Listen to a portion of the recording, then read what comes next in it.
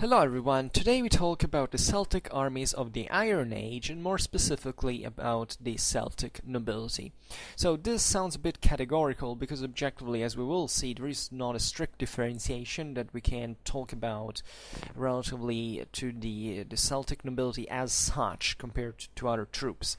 Also, the nobility in the Celtic word is something that would require an equally lengthy introduction, like a world class. So, and I'm not excessively expert about these topics. Also, this is the very first video I make on the Celtic military of the Iron Age. I made something, of course, I did something about medieval Ireland and so on, but specifically about the Iron Age, I just made a video on Celtic totemic animals that can be not really an introduction to this because it was meant to be a kind of a military history video, but I mostly ended up discussing politics, society, anthropology, history of religions, and so on. But that's at least the only thing I've made. I'm sure YouTube has much to offer in terms of Celtic warfare in ancient times.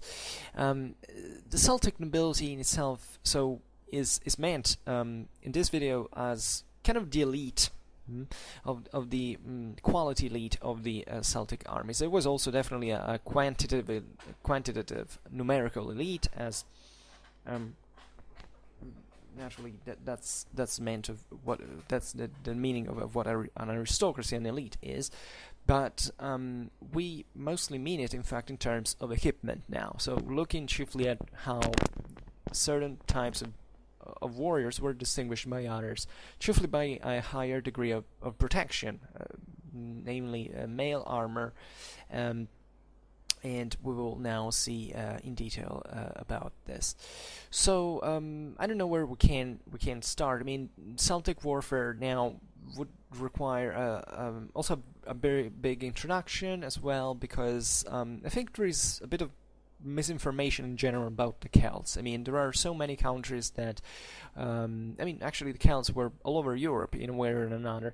The idea that we descend in part from this Celtic world is definitely overlooked in itself, because sometimes we kind of stick to things like the Celtic legacy is felt mostly in countries like Britain or Ireland, so this kind of Celtic fringe that remained conceived as such chiefly because of the fortune that eventually Anglo-Saxon historiography had. But indeed there were certain areas of Europe that were also very heavy Celtic in nature, basically the whole Central Europe, up to the descent from the north of the Germans, so from Portugal to Crimea, from in fact Ireland to central Italy, from also up to Anatolia with the Galatians. So actually a very wide world that is being difficult even to objectively describe as itself. The most recent historiographical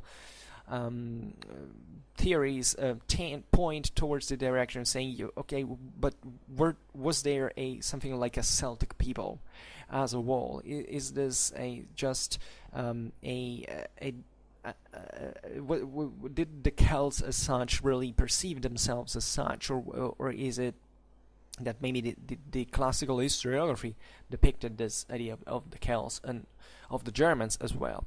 No, I don't have time to go in depth into this because I have I swing a little bit in opinion in here, because it really depends on what you mean by Celtic, what you can imagine, what you know ultimately, because history is made on sources, on evidence of some sources. It's a very complicated topic.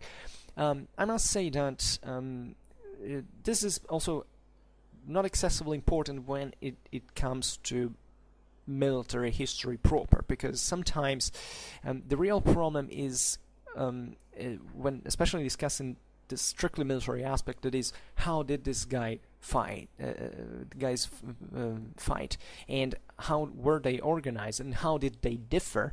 We tend to fall automatically into this cliche, for which I don't know, that is the same one that actually the classical sources created, chiefly the Romans, and saying, okay, there had to be a sort of line between these Central European populations and others, such as the Mediterraneans or the Germans or other people. But this is also perhaps the greatest misconception that we have, as the differentiation was very, very, very markedly. Roman sources wanted to stress sometimes even the physical difference between the Celts, who were stereotypically represented as muscular, fair-skinned, and mostly also fair-haired, and quite big guys, also tall, and the smaller, shorter, darker Mediterraneans. A little bit also when this is present also in Caesar. There is a siege in I don't remember where it was, that this Celts from the ramparts now were joking about the Romans because they saw them short and that they didn't have their long fair hair and so on. Then eventually the Romans in a few moments built up all the military of the siege equipment, and the Celts stop laughing, and eventually they're obliged to to hand the city to the Romans. And the Romans indulged very much in this cliche because they wanted essentially to stress the idea that of the moral value, so something that didn't have strictly to do with the sheer physical side of, and against the physical brutality of the barbarian. And this has indeed, of course, on average, Central Europeans were kind of fairer, in appearance and look to the Mediterraneans, where it was probably an average bigger and so on. This is a matter of natural selection in a tougher environment, and there was objectively this difference. But when you go look at the anthropometric evidence we have, you see that the difference was actually in a very few inches, without mentioning that eventually, especially during the 1st century AD, when we talk about Roman legionaries, we are talking about by a 30% of actually men of Celtic ethnicity, for instance. Also in here, the dichotomy in Roman history, etc., it's very blurred. Without mentioning that, objectively, if you look at, for instance, the Gaulish language, it was extremely close to Latin, for instance. So this idea that has been developed also, perhaps I believe, largely in the 19th, 20th century with this kind of proto or crypto or openly racist idea that, I don't know, that there is an intrinsic physical superiority, I don't know, the northerners over the southerners, is something that still unfortunately permeates in our historical imaginary, for which we have to think that, I don't know, a guy from Gaul was inherently, that stereotypical picture of person than I don't know, a central Italic person. This is not really true. So when discussing also these populations, we have to understand that they had an enormously lot in common. They were all Indo-Europeans. It doesn't matter how much they had dwelled into different separated regions of Europe, or how much they had intermingled to the inhabitants that pre-existed the Aryan invasions. They shared actually a lot, really a lot. And when we look especially at military history, we realized that, especially in this age, in the Iron Age, there wasn't an enormous difference between, actually there wasn't a great asymmetry between even a Roman legion and a Celtic army. Yes, of course, we like, as moderns, to emphasize a lot this fact that the Romans were disciplined, ordered, professionals and so on, and that, I don't know, the barbarians were more disorganized, and they didn't they didn't have the same standards of the Romans. Yes, it is true, but this is something that we have overly emphasized, even when looking at other moments in history when asymmetries were much greater, and we don't really care, because also we made of the Romans a model, a symbol of something that is largely has been reflected on the base of on the models of a modern world, even of a contemporary world. And in fact, this is actually quite known, and also thanks to iconographical, the visual approach that in the last years, also thanks to the internet, is spread out there, that a Caesarian legionnaire during the Gallic Wars was actually pretty similar, if not actually almost identical in the essentials, to to a Celtic warrior, especially if it was mailed, if it was armored, and so on. Because the also in here, material culture was something extremely widespread. There's also this idea, oh well, the Romans copied and stolen everything from it. No, this is not how really material culture works. Material culture is extremely always blended in, and the Romans simply kind of took what was best because of the army that they were developing. Another point that I will stress on Schwerpunkt enormously, because it's very it's actually very misunderstood and overlooked, and very few people care, is to actually see how the Romans created something entirely unique as a military system, and how they did it. And this is important, but to say that equipment is just an epiphenomenal aspect of the war. I mean, the Roman success, it was not due to the fact that they used a certain type of equipment in general. It was due to the fact that they had created a type of army that functioned in a way that required those weapons, and that has to be understood before the effectiveness of those same weapons. So this, excuse me if I digress now a little bit, because this is about the Celts. We'll try to stick to the Celts, but it's so very important as an introduction for a methodological reason, because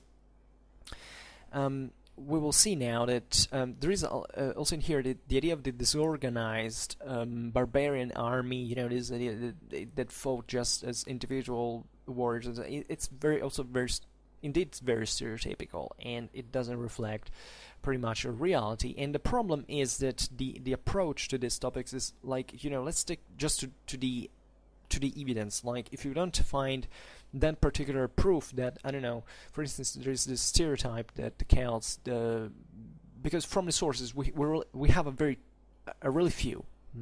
So, as always, absence of evidence doesn't mean evidence of absence. Especially when you study military history, there is something that goes beyond the sheer evidence, and it has to do with the so-called military logic, if you want. Military logics that is essentially looking at how humans are for what they are, and saying, even if we don't have evidence of certain things, we know that about this particular military element, we still know that quite likely, even if there is no evidence, direct evidence at least, these guys had and certain features, I mean, as armies, as units and so on, that they fought in a certain way, and even if we have no evidence, we can be fairly sure about it. On the Celts, we should introduce, generally speaking, this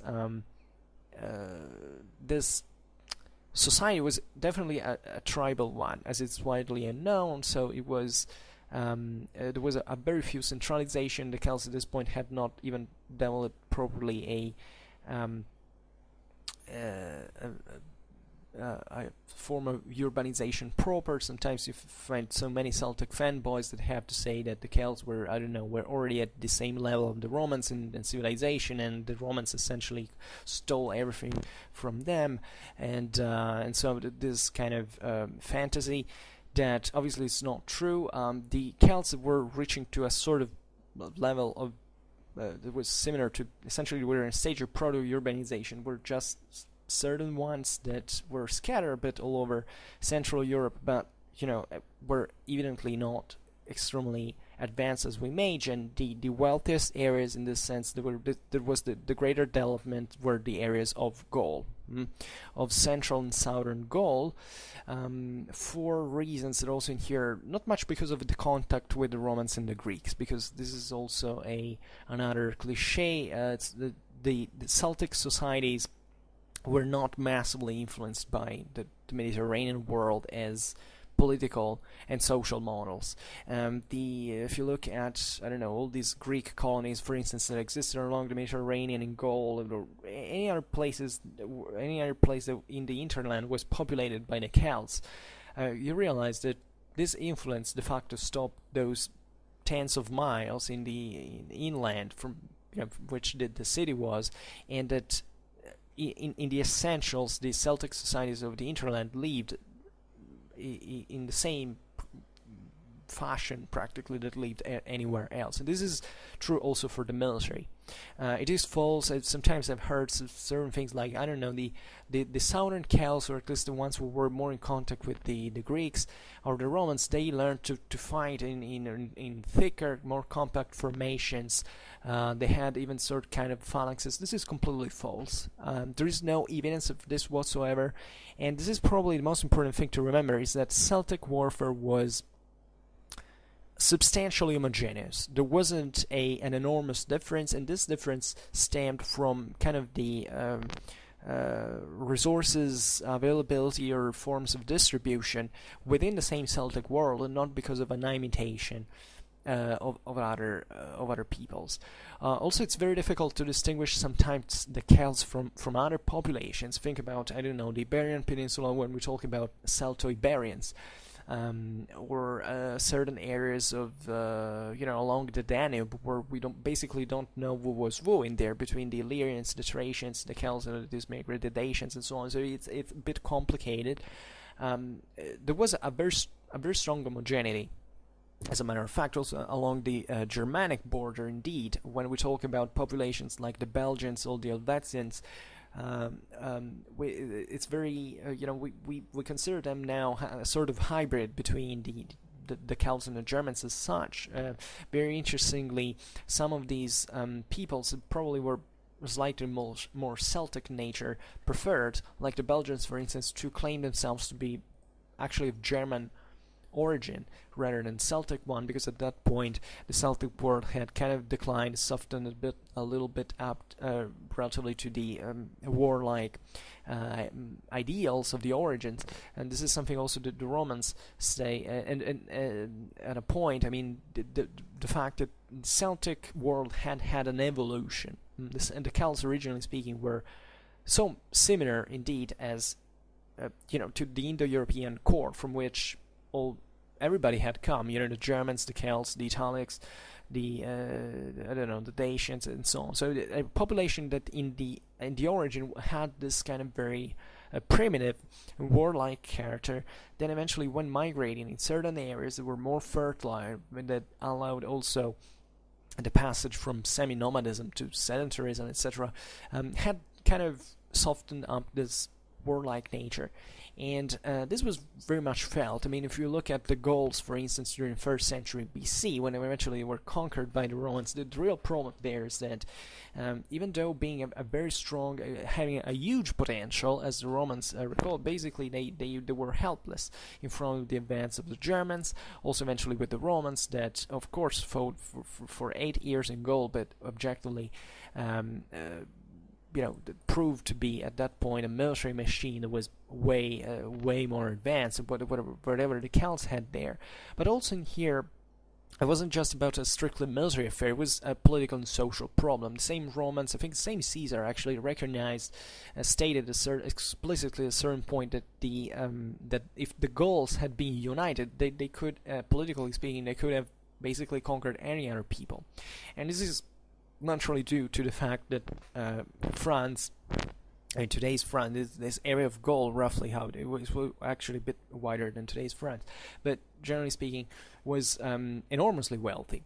Gaul was eventually conquered by and kept by the Romans, essentially because it had the resources, the riches that allowed a sanitarization, the development of a urban society, and also surely on the base of this Celtic oppida and also the trade net, the road net that existed across the Gallic world and so on. But this had brought essentially to a kind of a diversification of certain areas of the Celtic world towards even a more civil nature. I mean, the Gauls were passed for, at this point, had certain forms of administration, for instance, that were quite advanced for the Celtic world. They had kind of magistracies, kind of a elective government. That sometimes encompass also several tribes, so that they they were used to administer, to manage more resources, and kind of to build something more structural than in other areas of the Celtic world that otherwise were extremely more primitive but more warlike. Also, a very overlooked, overlooked chapter of Celtic history that has been due also in here. Historiography takes weird paths. Is the Danubian Celts? I mean, the Romans before subduing populations like the Pannonians, for instance, they had to commit tens of imperial legions.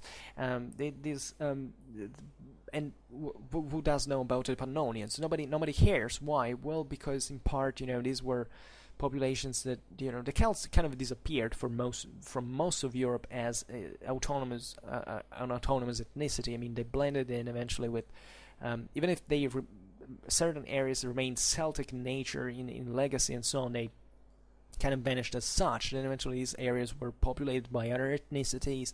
They got either Germanized or Slavicized, and then also this other population from the steppes arrived there. So it's as if it was lost track of there. And also the countries that developed around these areas, especially in the Balkans and so on, it's not that they developed a huge... first of all, they never had kind of a big historiographical impact, also in the imaginary of our historical imaginary, so for which we know excessively much about, I don't know, the British Celts, because the Anglo-Saxon historiography talked extensively about them. But objectively, those were also some relatively, some of the least interesting Celts that existed at that point. You also had the Celts of the British Islands were the ones who had kind of the lower military average overall, but also, so here, so many stereotypes, so many misconceptions, so many different perspectives and distortions, so on, that bring us to consider the Celts in kind of strange ways. Also, the Celts of northern Spain that took, definitely Agrippa, and also in there lots of Roman armies before being subdued. That's a whole chapter that's kind of been forgotten. The same Celts in northern Italy, for saying that many legions that Caesar recruited into northern Italy to invade Gaul were made in part by kind of ethnic Celts, considering that their origins are certain locally Romanized populations. So a world about the Celts that we have, also southern Germany.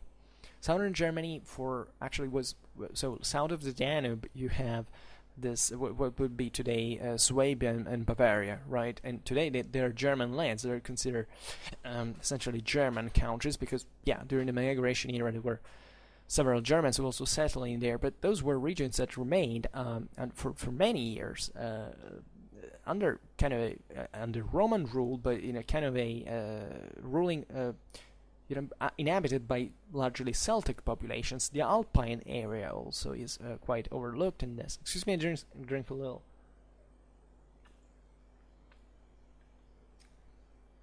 So all this for not talking about Poland or the Ukraine, the Celts inhabited there. It's also certain populations of migration era that we define as Germanic, but they stemmed from areas that were populated by the Celts. Think about, for instance, about the Lugi that allegedly gave birth to the Vandals. This seems to have been a sort of kind of mixed, essentially Celtic / German / Proto-Slavic population. So it also the famous, and sometimes we don't know also in the ancient world who was who in there. Thinking about the Bastarnae, those were a population that inhabited, I think, now into the southeast of Poland, and were considered some of the fiercest warriors, kind of the best mercenaries of the ancient world by certain sources. And we don't really know who they were. Whether they were, usually they're considered Germans today, but we don't know. They might have been Celts, given the area. So. All this we're saying, we're talking about a world that you can definitely identify as Celtic in general, but also was quite varied within. And varied in the sense that it wasn't necessarily conceived even by the same inhabitants as Celt. And we do have evidence of a sort of Celtic identity that existed somehow, but we should try to understand how it could have been perceived by the same people at the time, the same peoples at the time. Probably these were kind of aware of their own identity, of their own common origin, only when they met populations that in this sense were different from them, and they didn't have necessarily a autonomous conscious awareness of being part of this group as a whole. The same goes for the Germans. The Germans, of much of their identity also thanks to the same classical sources. They eventually also, when they got Romanized in early medieval times, they kind of started to think of themselves of how they had been seen from the eyes of the Romans, whose sources now were reading, studying, and absorbing, and they kind of rationalized and objectivized this. But otherwise, also in there, the concept is very complicated. So actually started from this from the fact that objectively the Celts didn't fight in an excessively different way from most of the other Central European populations.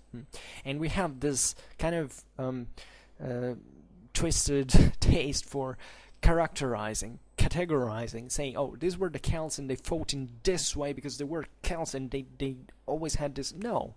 If you look at every population, even if you take North Africa or the Near East and so on, essentially, aside from these more structured political and social systems like the ones of the Greeks, of the Romans, or these other kingdoms and empires that existed in the East,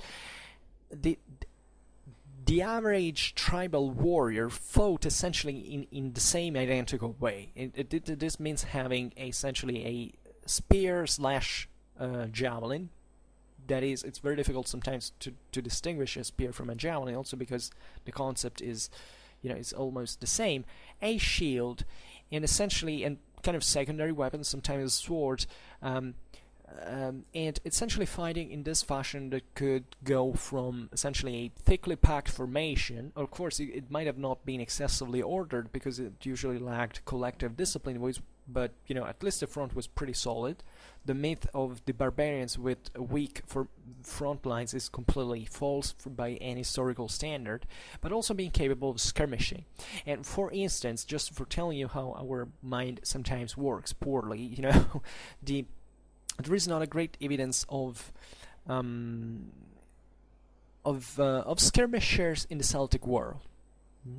We have a very few evidence, of explicit mention of this, like for instance, the Gauls at the Battle of Telamon, or the Bastarnae, sometimes were called, and for instance, there are no references at all about Galatian skirmishers.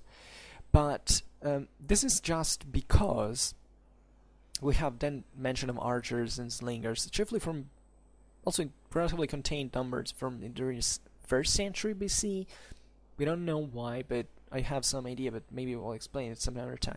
But the idea is that since you lack this evidence, because maybe that author, that Greek or Roman author didn't mention that, does it follow that these guys didn't have skirmishers? Because from my perspective, the Celts were at this point were completely unlike any other population at this point. There is no logical reason for which, Celtic army didn't have to have skirmishers. Of course they had skirmishers, just like the Germans, not just like anyone. The youth especially skirmished a lot, as much as they could. There is no kind of national segmentation in this sense. You can't say, okay, the Celts didn't have skirmishers, they had a very few. On what base? There is not enough evidence for claiming in front of military logic to say, okay, these guys didn't make use of skirmishers, they may have very poor use of it. Of course they did. Of course there was this phase, a preparatory phase, in which the youngers, the stripped, likely kept skirmished in front of the lines and ran back and forth, and it's obvious. This happened literally everywhere in the world. So why not there? Just because you don't have it from a source that tells you that. So even sources are kind of obviously our answer, that they're everything we can hope and crave for, and we unfortunately we know very few. But at least, if you look at it from the bright side, we already have to be thankful for what we have, and from the picture that overall we can assess, also thanks to her. But we don't have to be strictly attached to that. We also have to have the courage to go beyond, which remains a speculation. It remains something that, but in front of many other, of overwhelming, let's say, information we have about how humans fight and how certain combat dynamics are, we can also assess a bit more. Another prejudice, the one of the swords. Now, the Celts are rightfully renowned for their metallurgical skills. Also in here, there was nothing like a Celtic metallurgy as such. I mean, there were certain areas of the Celtic world that were particularly advanced, considering those time standards, for the production of weapons and armor. The Celts are usually credited in the 4th century BC to have adopted and created kind of and spread the iconic mailed shirts that figure prominently, also kind of the at least in this period, it's later period, kind of the only Celtic armor that existed. Of course, the Celts before, also in the Alstadt culture and so on, they had even at this time had kept using full like cuirasses, like kind of this plate things that had and there were plates, also smaller plates, and just like the Romans used and so on. Also in here there is a very blended picture, especially if you take the Italic Peninsula, where objectively you have these Italic populations from which also the Romans stemmed, and the Celts in the north. You realize that archaeologically speaking, you find so many different elements from one culture and another that were present in these graves, in these tombs, so that basically you can't say this is kind of a national weapon. Thinking about the Montefortino helmet. The Montefortino helmet is kind of the iconic helmet of the Roman Republican army. It was kind of a kind of standard type of helmet. It existed at the time. Of course, there were other variations, but that was for certain reasons effective, relatively cheap to build, simple, and it won. Certain things to work, they don't have to be extremely technically developed, and they also have to be cheap, useful, comfortable, and that was it. That is a type of helmet. It was also massively widespread in the Celtic world. That's where basically the Romans took them from. It was found the same Montefortino name comes from, in fact, a Senones. The site where Senones' grave has been found with that helmet. It eventually gave name to the helmet. So this was also kind of a Gallic element that spread prominently into the Roman army, just like the mail shirt, just like the essentially the Gladius, that was essentially although a bit modified, was essentially a Latin sword. This is also often overlooked. There is this also in here, inexplicably, this common widespread iconography of the Roman gladi, like sort of short dagger with even a sort of a leaf-shaped form of the blade. No, most of the Roman gladi, especially of these ages we're talking about it now. So here it's between the Romans now adopted the gladius essentially from blending the form of the Latin sword with this kind of more kind of curved falcata, Iberian falcata sword that, by the way, was extremely similar also to what the Romans used in Italy since centuries, like the copes, for instance. So also in here, Vu was Vu, and it was kind of transformed into the gladius as such and adopted widely. But the gladius archaeology, especially this first century, is essentially a very relatively long and Also pretty straight blade. Eventually the Gladius modified, but also in here, if when you see the spatae that are or spatae, if you prefer the restituta language in spreading, especially among cavalry during the 1st century AD, because also of Celtic influence. It's actually, you see, if you see it in a timeline, it's as if at that point, I mean, we're talking about chiefly the Roman cavalry at that point, also they had many Celtic auxiliaries. It's as if the Romans had always maintained these kind of Celtic swords at all times in their armies, in spite of the most iconic Gladius kind of grew to be relatively shorter and thinner, like most towards the stock direction.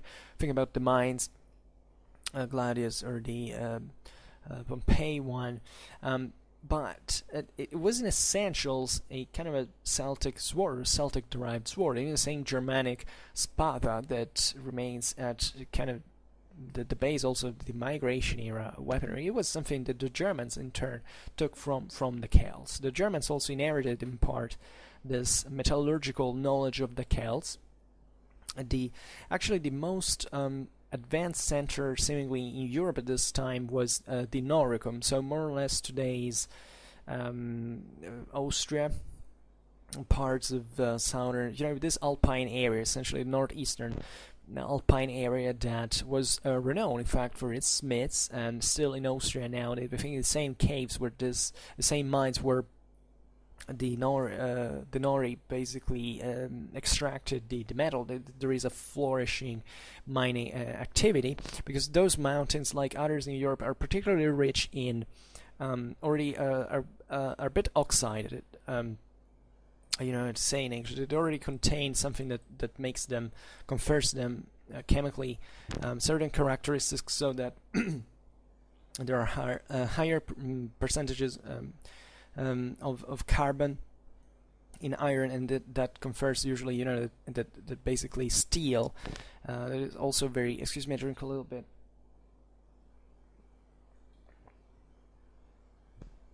Steel is basically this mix between iron and a specific percentage of carbon. And when you think about the ancient times, you say, well, they didn't have steel. Objectively, also, in today's modern engineering, we don't talk about steel for our technical standards, not even for the ones of the basically of medieval times. It was definitely steel, but this still particularly existed in practice. Also, I mean, it already existed in practice also in this ancient world. In fact, the Romans usually built eventually in imperial times their swords chiefly from the iron coming from those mountains in the Noricum, because it was already naturally rich enough in that percentage of carbon that was useful for conferring the blade a certain resistance and so on. And in fact, we have many contradictory even statements about the quality of the Celtic swords. The idea, for instance, that first of all, sometimes these were kind of massive swords considering the time. That they could be chiefly from 65 to 90 centimeters long, and it says also the classical sources says that the Celts gave this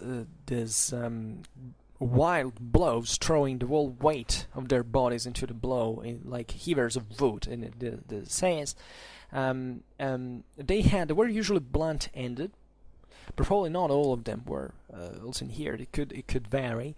So there were pretty massive swords, and there is a point that Polybius says that Celtic swords were useless after the first blow, because they usually tended to get bent, and that had to be straightened with the foot, basically. So kind of pulling the sword where you keep the tip under the foot. But telling the truth, other sources state actually about the great strength and flexibility of certain swords, especially the Celtiberian ones, from which eventually the Romans got the model for their Gladius. There were and even archaeological finds tell us that these swords were superbly flexible, actually. So there's been a lot of debate because it's been said well Polybius was probably not getting it right. He was basically confusing the this ritual of bending, so killing the weapons for burial with their dead owners, which happened in the Celtic War because this sword was considered at the time kind of the alter ego of the warrior. Um, and this was done to essentially symbolize that when the warrior died, the sword died with him and followed him in the afterlife. And this is also very mixed with many Indo-European traditions of sword and metal and so on that kind of survived. This ancient metallurgy was, especially in Europe, it was now so very tied to this ancient ideas of the sword, the metal was something magic. It came from the underground, so it contained these chthonic forces, but at the same time could make the fighter, usually the mounted fighter, rising to the skies. So there were many. I will talk about this on Schwerpunkt. I promise. It was a huge culture behind this.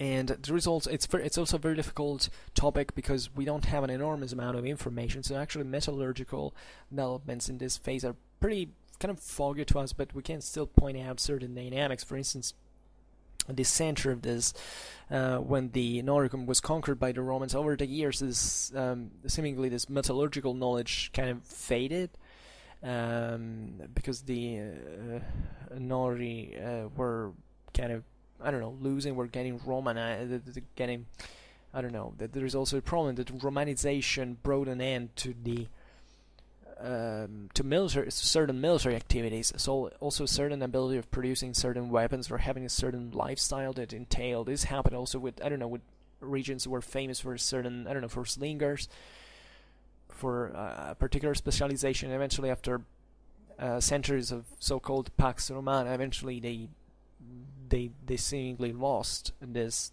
specialization. Is reflected also in the Roman army as a whole, and this metallurgical center of Europe shifted eventually towards the migration era to the Rhineland, and the Rhineland, in fact, remained famous for, so during early medieval times, for these high quality swords that were considered to be magic indeed. And also in here, it was a much more international business than you can imagine, because also materials were sometimes imported, exported. We have naturally great difficulty to track all of this, but relative to the Celts in here, what this kind of incongruities can be related to the fact that actually this Celtic word was so wide that the quality of these words varied dramatically depending on who, and where this, was using them. So also in here, and another stereotype that we have, generally speaking, is the idea of the Celtic warrior having as ward by default, like the idea that unlike other populations, the Celts, every Celtic warrior chiefly fought with a sword. I don't really know as the how this idea kind of spread, really, whether if it's from an archaeological point of view or from a historical point of view, but the idea that the sword as the Celtic primary weapon, I think it's widely conjectural and actually even wrong, for many reasons. First of all, even if you find lots of swords buried, this doesn't mean that necessarily that's gonna be the main thing. I mean, of course, the sword was prized as probably the best weapon at a certain point, especially in those regions that were a bit more advanced, had this greater metallurgical developments and so on. Whereas in the most primitive areas, like even in early Germany, you find that the core, the idea was the spear. Really the symbol of the manhood of the warrior was a spear. In fact, German doesn't mean anything but spearman, as Herr, Ger, because in Germanic it's Ger, the spear, and this was a bit the same thing. Like the spear man/army. That's etymologically what this basically developed from. And this is typical also of other more primitive words. In fact, the Germans initially were extremely poor in metal. They had these Celtic imports, and that's also the reason why they adopted also the Sparta and so on. But the Germans entered the Iron Age, I think, roughly at the time of Augustus or something like that. I mean, so there were these variations. So this doesn't tell us whether the sword was used as a primary weapon in battle, and we have all the reasons to suspect they were not. Aside from the fact that there is evidence of the so-called gaisatae, or gesate in ecclesiastical pronunciation in Latin. So these troops were the figure, for instance, the Battle of Telamon, were considered as mercenaries that fought as essentially as spearmen, because the gaisatae actually means that warriors that are that fought with the spears. So we have evidence, and generally speaking, also in the previous times, also in the Altstadt culture and so on, spear was also naturally a prominent weapon at all times, at this point in every culture. Even the Romans that are stereotypically represented with a sword, actually, that was mostly the legionary infantry. It was actually a numerical minority of the whole Roman army that largely used still spears, in the sense that the majority of the Roman army was made up by auxiliaries, by foreigners, and these usually also fought more preferably, especially in the early Roman times, in the place of legionaries. They were often fighting with these lances, essentially. And there is extensive evidence also from HEMA practitioners and so on, but for obvious reasons, that actually this spear is a superior weapon, both in formation, especially in formation, and also even in single combat sometimes, than the sword. So actually fighting with a spear is or a sword, and I've found many videos on YouTube that kind of try to explain this thing. Why did certain armies permanently fought with swords and others with lances, for instance? And this is also mostly evident in the case of the Romans, but this has nothing to do properly with because the sword was superior to the spear. I mean, it was a combination of factors of kind of shields you use, what kind of equipment you use, but mostly and most importantly, what kind of tactics you carried out. So we don't have to think that a front line of guys equipped with with swords is superior to a front line of guys equipped with spears. So we think that the Romans had to win because they had their own Gladius. It didn't at all work like that. It's something that is inherently relative to the degree of discipline and collective training of an army, and therefore of the kind of maneuvers that this could perform that dictated this equipment. It has nothing to do with the proof, sword versus spear, which is best, because it's something that out of context has completely no reason as an answer. And I realize that many people are obsessed with, what kind of weapon do I need to win the battle? Because that's the point. That's not an answer that historically any commander would have in mind. Because as long as you have the will to kill someone, that's all way more important than anything you're gonna grab in your hands to do it. So it has a role. It's not important. There are certain dynamics that are evident, like just in the case of the Roman army, they developed the legionary infantry with that kind of equipment. Others kept fighting that way. But in the case of the Celts, there is no reason and no evidence actually to suggest that the primary weapon was the sword. That their primary weapon was the sword at all. If anything, I think Celtic armies were prominently fighting with spears as a primary weapon. And I'm not talking as primary weapon, and I'm not talking about just small spears. Sometimes they were also pretty big things. That the spear, the longer it is, and the more it requires the greater training. For instance, it requires. It has certain also. There are so many different varieties, so it would be interesting to go in depth into the archaeological evidence, and maybe I will put up something on Schwerpunkt. But the point is, yeah, swords were very widespread. Were really widespread into the Celtic armies, but most of the Celts fought definitely still with spears slash javelins. And there is nothing to be surprised of this. Talking about the Celtic nobility, finally, in part, I'm premise after premise, because what we've been discussing right now actually is valid for every kind of Celtic warrior. The idea of the Celtic nobleman as such is the idea that this represented an elite that could fight definitely with an equipment that usually was different from the average. Also, this idea that Celts were so heavily armored is a kind of a cliche, because, and then fortunately I don't find really very widespread, but it's pretty evident that the Celts who could afford something like a mail shirt were a very few. So they were the real elite. So this kind of equipment was confined chiefly to kings, chieftains, and generally speaking, those warriors that had reached a certain status or were part of a certain group that now we will try also to identify, and that had usually in this sense a very specific tactical role.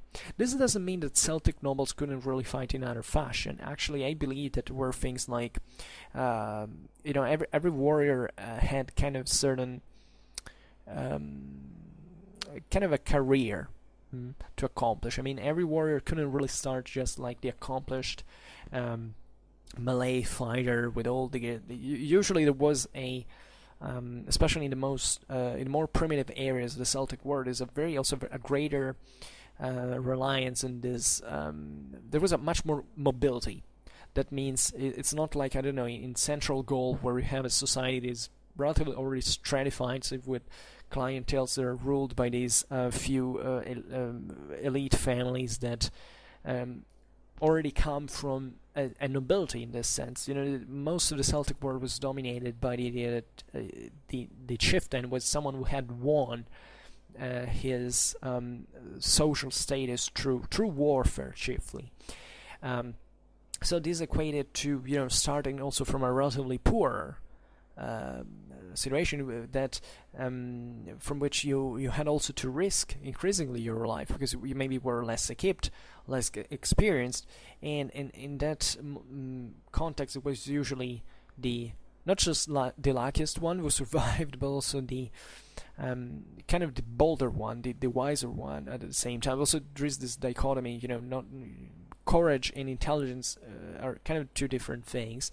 But let's say in this highly militarized world of warlike character, the guy who made it through this myth grinder of what Celtic warfare was, these tribal clashes that occurred continuously practically, was this having a sort of selection that came from that made these warriors rising from their ranks and seizing booty and taking obviously the best for themselves and redistributing to the rest of the retinue and growing like that. So also in here, Celtic word is very complex because the Celtic word evolved. It's a word that you can kind of look at in chronological perspective and say, okay, that there is a transformation over the centuries. It might not be so evident. It might not be like that in all places, but it's kind of evident that also the Celtic mindset changed very, very much. This idea also of exiting from a kind of a mythical past and having a more rational one, a more human one. It's something I was talking also about in that video on the Celtic totemic animals. I mean, from Celtic art, you realize that the human, also how the human being were portrayed compared to nature, from this world of magic, of different deities and so on. It's that the human being is always increasingly more central. So that corresponds to an evolution also of Celtic society towards a kind of a more, I can say, it's ugly to say words like secular and rational, but it's like a bit what the Romans also did. The Romans especially exited from the midst of the myth, and from in a very recent time. As it was said, the Italic world was after all not excessively different from the Celtic one. The Romans also exited from this tribal world relatively late, and there is this process of kind of rationalization that, especially in here, yeah, probably the Celts were closer to the Mediterranean, or to the more advanced civilizations were undergoing. So this transformed the military accordingly, because what you see, especially in those areas that were less developed, is that there was the persistence of a kind of a tribal, of the so-called heroic warfare.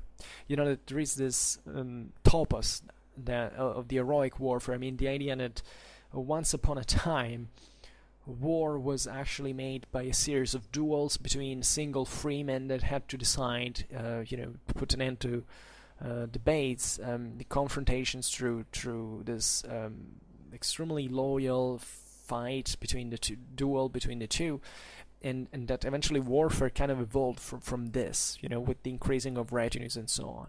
Well, historically and even prehistorically speaking, we know that this heroic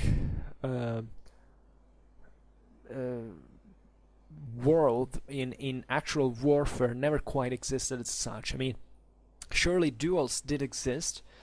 There was this idea of naturally challenging the enemy, the rival, to single combat and so on. This happened also on the battlefield, and definitely also if you look at medieval knighthood, indeed it was kind of maintaining this, and also from a Celtic legacy in part. Also the Germans were like that, also the Italics were like that, so it was something that pertained to the Aryan origins of these populations, and this idea of pride, of courage, and individual prowess that belonged to a world that had to rely on that, because there was a very few degree of centralization, and therefore everything was there was much more emphasis given to the freeman and to his ability to basically settle disputes, to judge, and so on.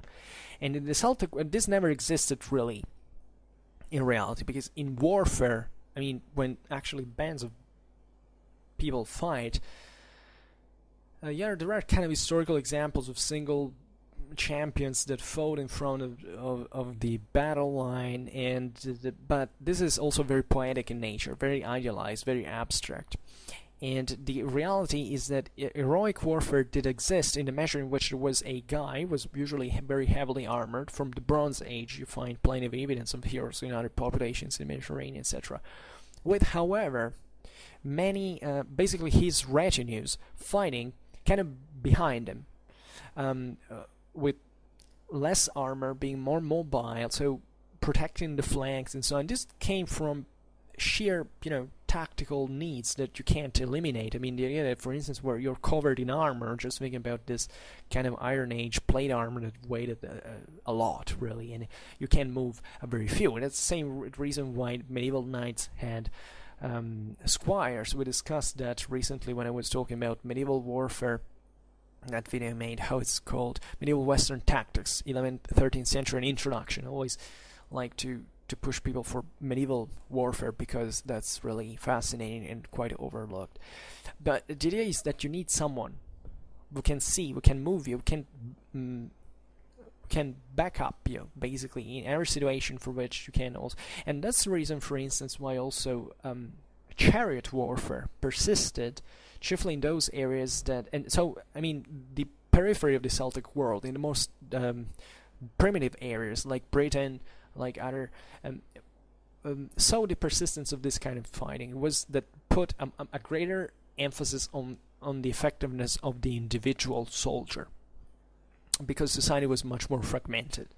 And incidentally, this meant that maybe, I don't know, the individual fighter was was exceptionally trained, but the collective quality of the army was was very low, and that's the reason why, I don't know, the Britons had kind of the lower military average of all Celtic war, because maybe individually they were so much persistent, so they were so great fighters, but when it came to fight together, all these groups were quite fragmented, different clans kind of having each one its own individualistic mindset.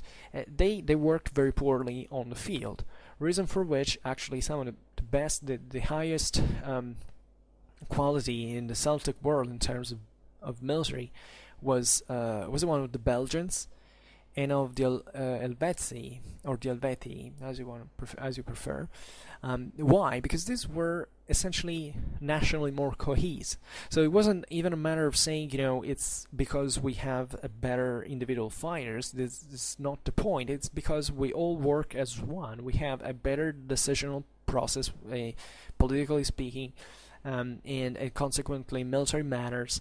We move as one, so we're better organized. We have a unity of command, and we function better. And this also, however, there was some kind of military equality. For instance, the Belgians, in this sense, were kind of more individualistic minded as warriors. Then I don't know, probably at least then the central goals, because also the Belgium was kind of less developed than other areas, so sometimes you can have the two factors intersect, but it's usually what the whole group is, really how much the whole group sticks together that makes the difference also on the battlefield. And these two Gallic populations, they were actually mixed with the Germans, as we've seen before. They were also continuously fighting against the Germans on the border, so they were kept in shape by this continuous warfare, were in fact so effective also when fighting, especially the Belgians were very tough nut to crack for the Romans.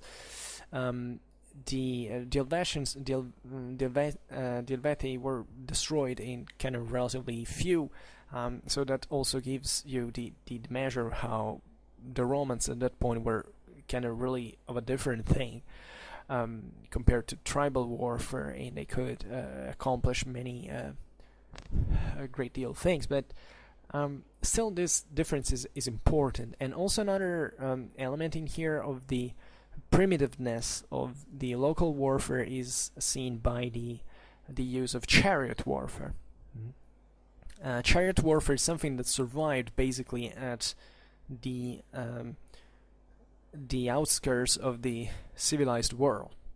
Chariot warfare at this point existed still in North Africa, in Northern Europe, so these areas were kind of the more backwards the times, and still so this heroic warfare is so important to maintain this idea of the chariot. The idea of chariot is something that developed, as you know, in prehistory. Chariots were predate cavalry, even in actual warfare, in actual combat. And the idea of chariot warfare is not, the impact of the chariot in itself. So that actually is important because, it has this kind of shock effect. But that's something that mostly developed in the highest forms that we know, when paradoxically chariot warfare was coming to an end, because the lighter chariots now were being basically opposed by tougher infantry, chiefly starting from the times of the Sea Peoples, who incidentally seem to have been the same Indo-Europeans, coming partly from the Balkans in these areas. But that basically required the weighting of the chariot now to be a kind of a heavy thing to launch at full speed against the enemy en masse, and therefore achieving this shock effect. But the chariot warfare that existed instead into the areas where this had not basically declined, and also here we should distinguish because, the way the Egyptians used chariot warfare at the peak of its development was a very different thing from what, the Garmantes or the Celts had used. There are many differences, but in this kind of tribal war world, let's say, this is the point, like the Celtic one, the idea was that chariots were meant to accompany the champion basically on the field. I use the word champion because usually the champion was a chieftain or a king, and who owned even the chariot and the retinue that brought the chariot. But the idea was that the guy had to arrive on the battlefield with the chariot, so not just a hell of an entrance, but also the idea that this chariot had hopefully to leave the guy alone into the melee, into the midst of the enemy, and then at a certain point basically picking him up once again. So there was this bravado for which the true champion had at a certain point to get into the melee, and naturally he could do that because it was usually more heavily armored and could cope with this, also the enemies coming all around, and fighting for a certain time, then being picked up once again by the chariot. Obviously this is also very ideal because this is not, you could do something like that all the time.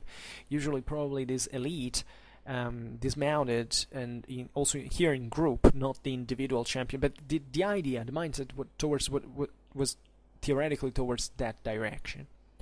For instance, in the ancient world, generally speaking, the idea of fighting on horseback or also on chariot was, it basically meant usually chariots didn't really fight in the melee. They usually made these troops dismount, and then they harassed the enemy with javelins and stuff like that. Because the chariot had chiefly that function. It first softened up the enemy ranks with throwing javelins or arrows and stuff like that, and then trying to smash into it with a final charge. Actually, very complex, very mechanisms. And you can imagine in this tribal context that there was a very few collective order into this process, but still it worked for that context. I mean, if you find something in that context, it's because up to that point, that time it worked in some fashion. It was tactically functional. But the idea that also finding it equated, as long as you were on horseback, you could move away with a horse, you were a coward. This is an idea that permeated a lot, sometimes even very ideally, even into the migration area, at a point even where you see that objectively mounted warfare was pretty much out there, because the true warrior was a guy who came maybe on the battlefield on horseback, then dismounted to fight on foot. I mean, to meet face to face the enemy, not to do this thing to sneak away. But this was ideal at all times. In fact, we see that the Celts made extensive use of cavalry, especially the Gauls were extremely keen on horses. Also other populations that were generally at this point not still known for their cavalry. See the Germans, for instance. Arminius at a certain point goes away with his own cavalry, with his own on horseback, let's say. So also in these words where theoretically the true warrior was the guy who stood his ground on foot in front of the enemy and didn't escape and fought till the death, always had on the other hand this idea that it still can get away with a horse, on a horse sometimes. And this is obvious, and it is the continuous ongoing contrast between preserving the chief and making him think as projecting on him this kind of individualistic warlike ethos of the great slaughterer of enemies, and this is you can see very evidently. I mean, and it's a bit the measure of the passage from that, in fact, heroic warfare to a more developed one where the leader is not just a warrior, but it also has to be a mind, a commander, to look at the battlefield from the above, let's say. And this is a problem you don't find just in the ancient world. I mean, up to the modern age, this idea that the king had to be a warrior, for instance, was still pretty much out there, and it was a lot of resistance for which even the same kings were now at the heads of certain states, were developing and centralizing, and would still wanted to expose themselves on the battlefield, and this put a huge risk also for evident reasons. I mean, the idea also dynastic problems of the if the king died, what about the kingdom? It's kind of a problem. So this existed in part. The Celtic world was at this point still, let's say, on average, considering indeed the armies of the Romans, for instance, that were still deeply set on this idea of being fighting like an individual, a great, even in a kind of fanatical and almost suicidal way. The Celts sometimes proved to be capable. If you read the Caesar's Gallic War,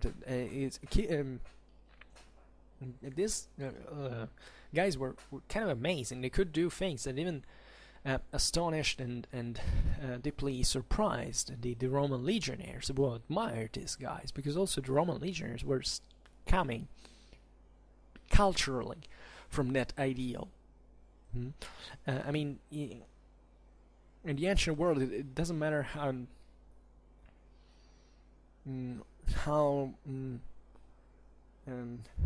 modern your mindset is. You still reason in terms of that the individual had to be a great warrior. This was an ideal that also strongly permeated Roman culture, much more than what we usually imagine. I made a pair of videos that I like very much about one is about the Indo-European sacred fury, which I try to stress also this that really encompasses a bit of both the Germanic, the Celtic, the Italic, the Persian worlds, but also that video I made on the Roman eagle, that explains really how much the Romans were, after all, not enormously different, at least in ideal, in military ethics, to the warriors, to the tribal warriors that had been up to very few centuries before, just like these other ones that were fighting now and feeding through discipline and order, and this kind of more this colder approach to certain also cultural ideals, but it was still out there. Excuse me, I drink a little bit.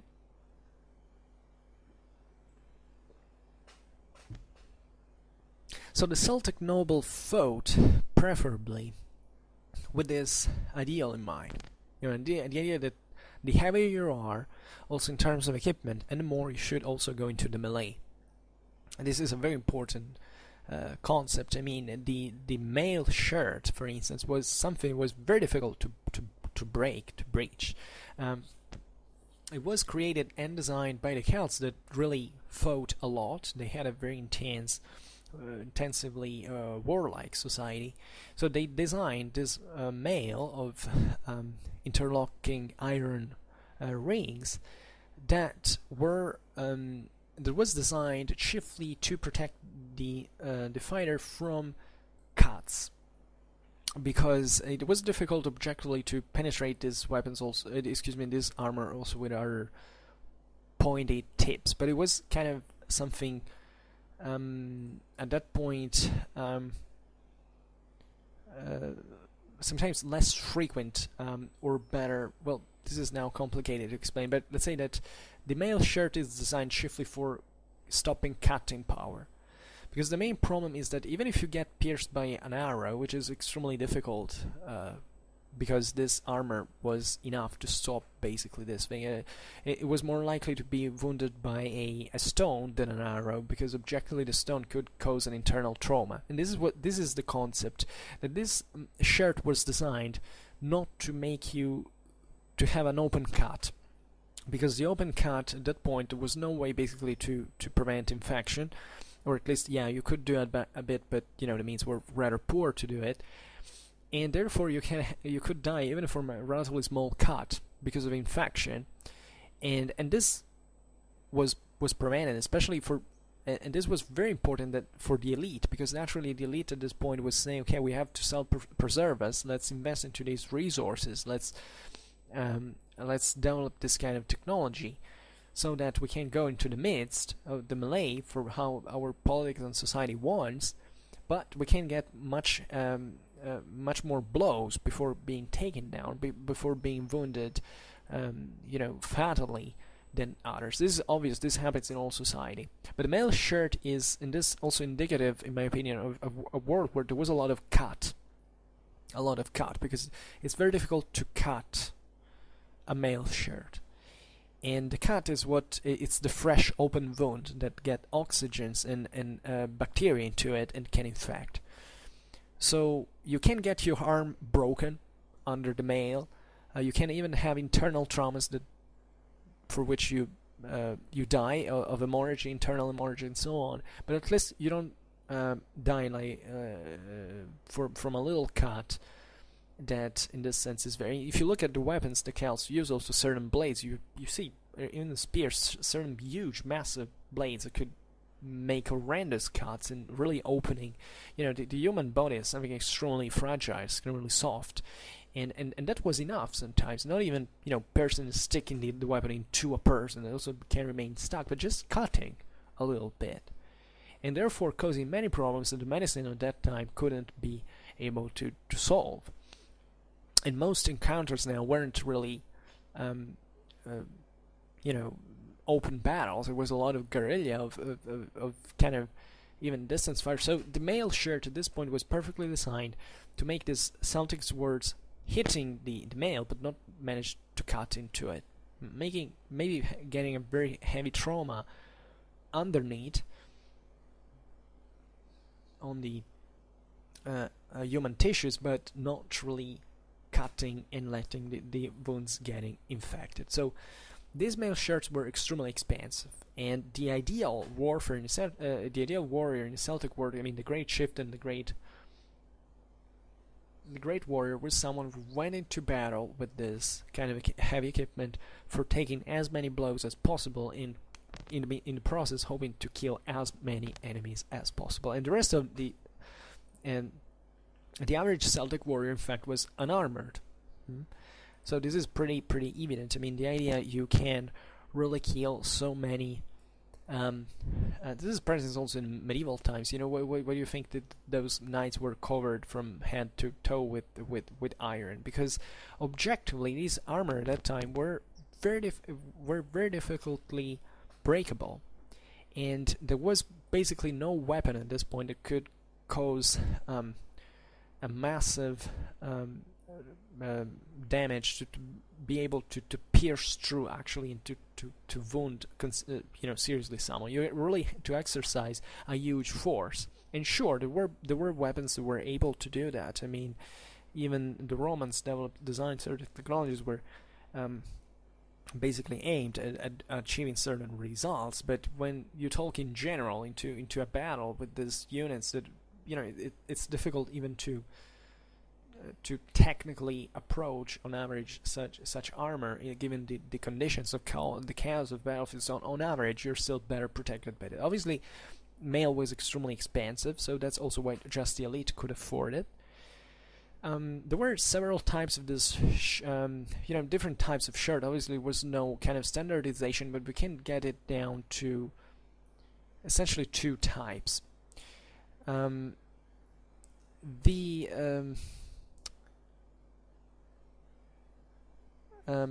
though I would like to make a point now before on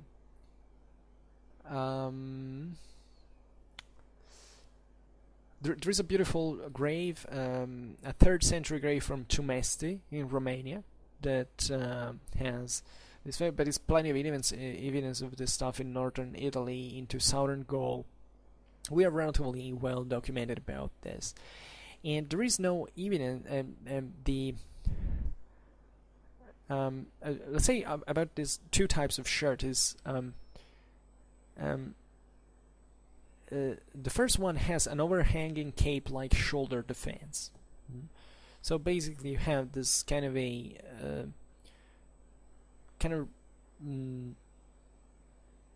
shoulder protection that encompasses the whole, even part of the forearm, of the arm, and closes into the front, even with the angles kind of overlapping from shoulder to shoulder. The other type was kind of more similar to the Greek linothorax. Basically, you have two shoulder pieces which do not overhang the shoulders. And however, in both cases, these two shoulder straps shoulder pieces were fastened by a bar, which usually was fixed to the chest of the shirt and hooked also to the shoulder sections. As we were saying before, this is mail. Whatever it was built like was the only type of armor that is present at this point from the 4th century onwards into to Celtic use. There is a reference to a sort of bronze armored Galatian infantry at the Elephant Battle, 273 BC. But naturally, we have to imagine that first of all, certain anatomic cuirasses kind of kept existing at some point. And in this time were relics, maybe they were treasured over the generations, as well as these could be taken from fallen enemies, so from other peoples that maybe made use of this. I mean, the idea of the anatomic plate armor is that it's extremely heavy, and therefore very actually very effective, but it doesn't it takes also away the warrior a lot of mobility. It costs a freaking lot. So this was a prerogative, as we were saying before, mostly of that heroic warfare that entailed the warrior to be kind of a unique thing on the field, and so extremely heavily armored, so also having a much greater physical prowess by certain standards. War was much more primitive, that selected much more harshly these individuals, and with a lot of retinues and followers behind. Now, when the Celtic world kind of gets a bit more dynamic, gets a bit more stratified, gets wealthier and so on, there is the need for a more systematical use of armor, also on a larger scale, and the mail shirt was the answer at this point, so that you could find even entire units on the field equipped with this armor. Always elite units, of course, but units that now could belong to a kind of a different world, even as they could fight as mercenaries. You know that the Celts were used as mercenaries all over the Mediterranean, all over the ancient world practically, and when you see professionalism, so something that goes beyond seasonal warfare of the tribe, of the local dimension and so on, you realize that there are also kind of specialists of war that make a living literally out of war, out of loot, even of pay. You think about, I don't know, how many Celts were in the Carthaginian army, or also in the Greek armies, and in the same Roman ones at a point, and how much these were, relying on that. I mean, just like in other contexts, even the Roman one, that this Celtic society at a point produced certain surplus and excesses that even demical ones that needed these guys to go find a living of some sort. In the standard in the Indo-European tribal war was that if the local resources could not support you, you had basically to go away. It usually was the young men, once they reached manhood, that at a certain point that abandoned in groups, in bands of warriors, the community, the tribe of warriors, it went essentially literally seizing new land from someone else, and the only way to do it was to fight. And when you're a Celtic warrior and you have this province, and you see that there is a very close place like the Mediterranean, where there are these kind of thriving empires that also fight on such a great scale, what a better opportunity than being hired for what you're capable of doing is essentially fighting in the wilder imaginable way and make a living out of it. This is perfectly fine, and you see that at this point these bands weren't even in fact kind of tribal in nature. For instance, it seems the same Gauls who in 390 BC sacked Rome. These were kind of sort of bands of mercenaries more than else. I mean, we find them a few years before at the service of the Syracusan tyrants in Sicily. You find them so many ways. So you realize these were wanderers.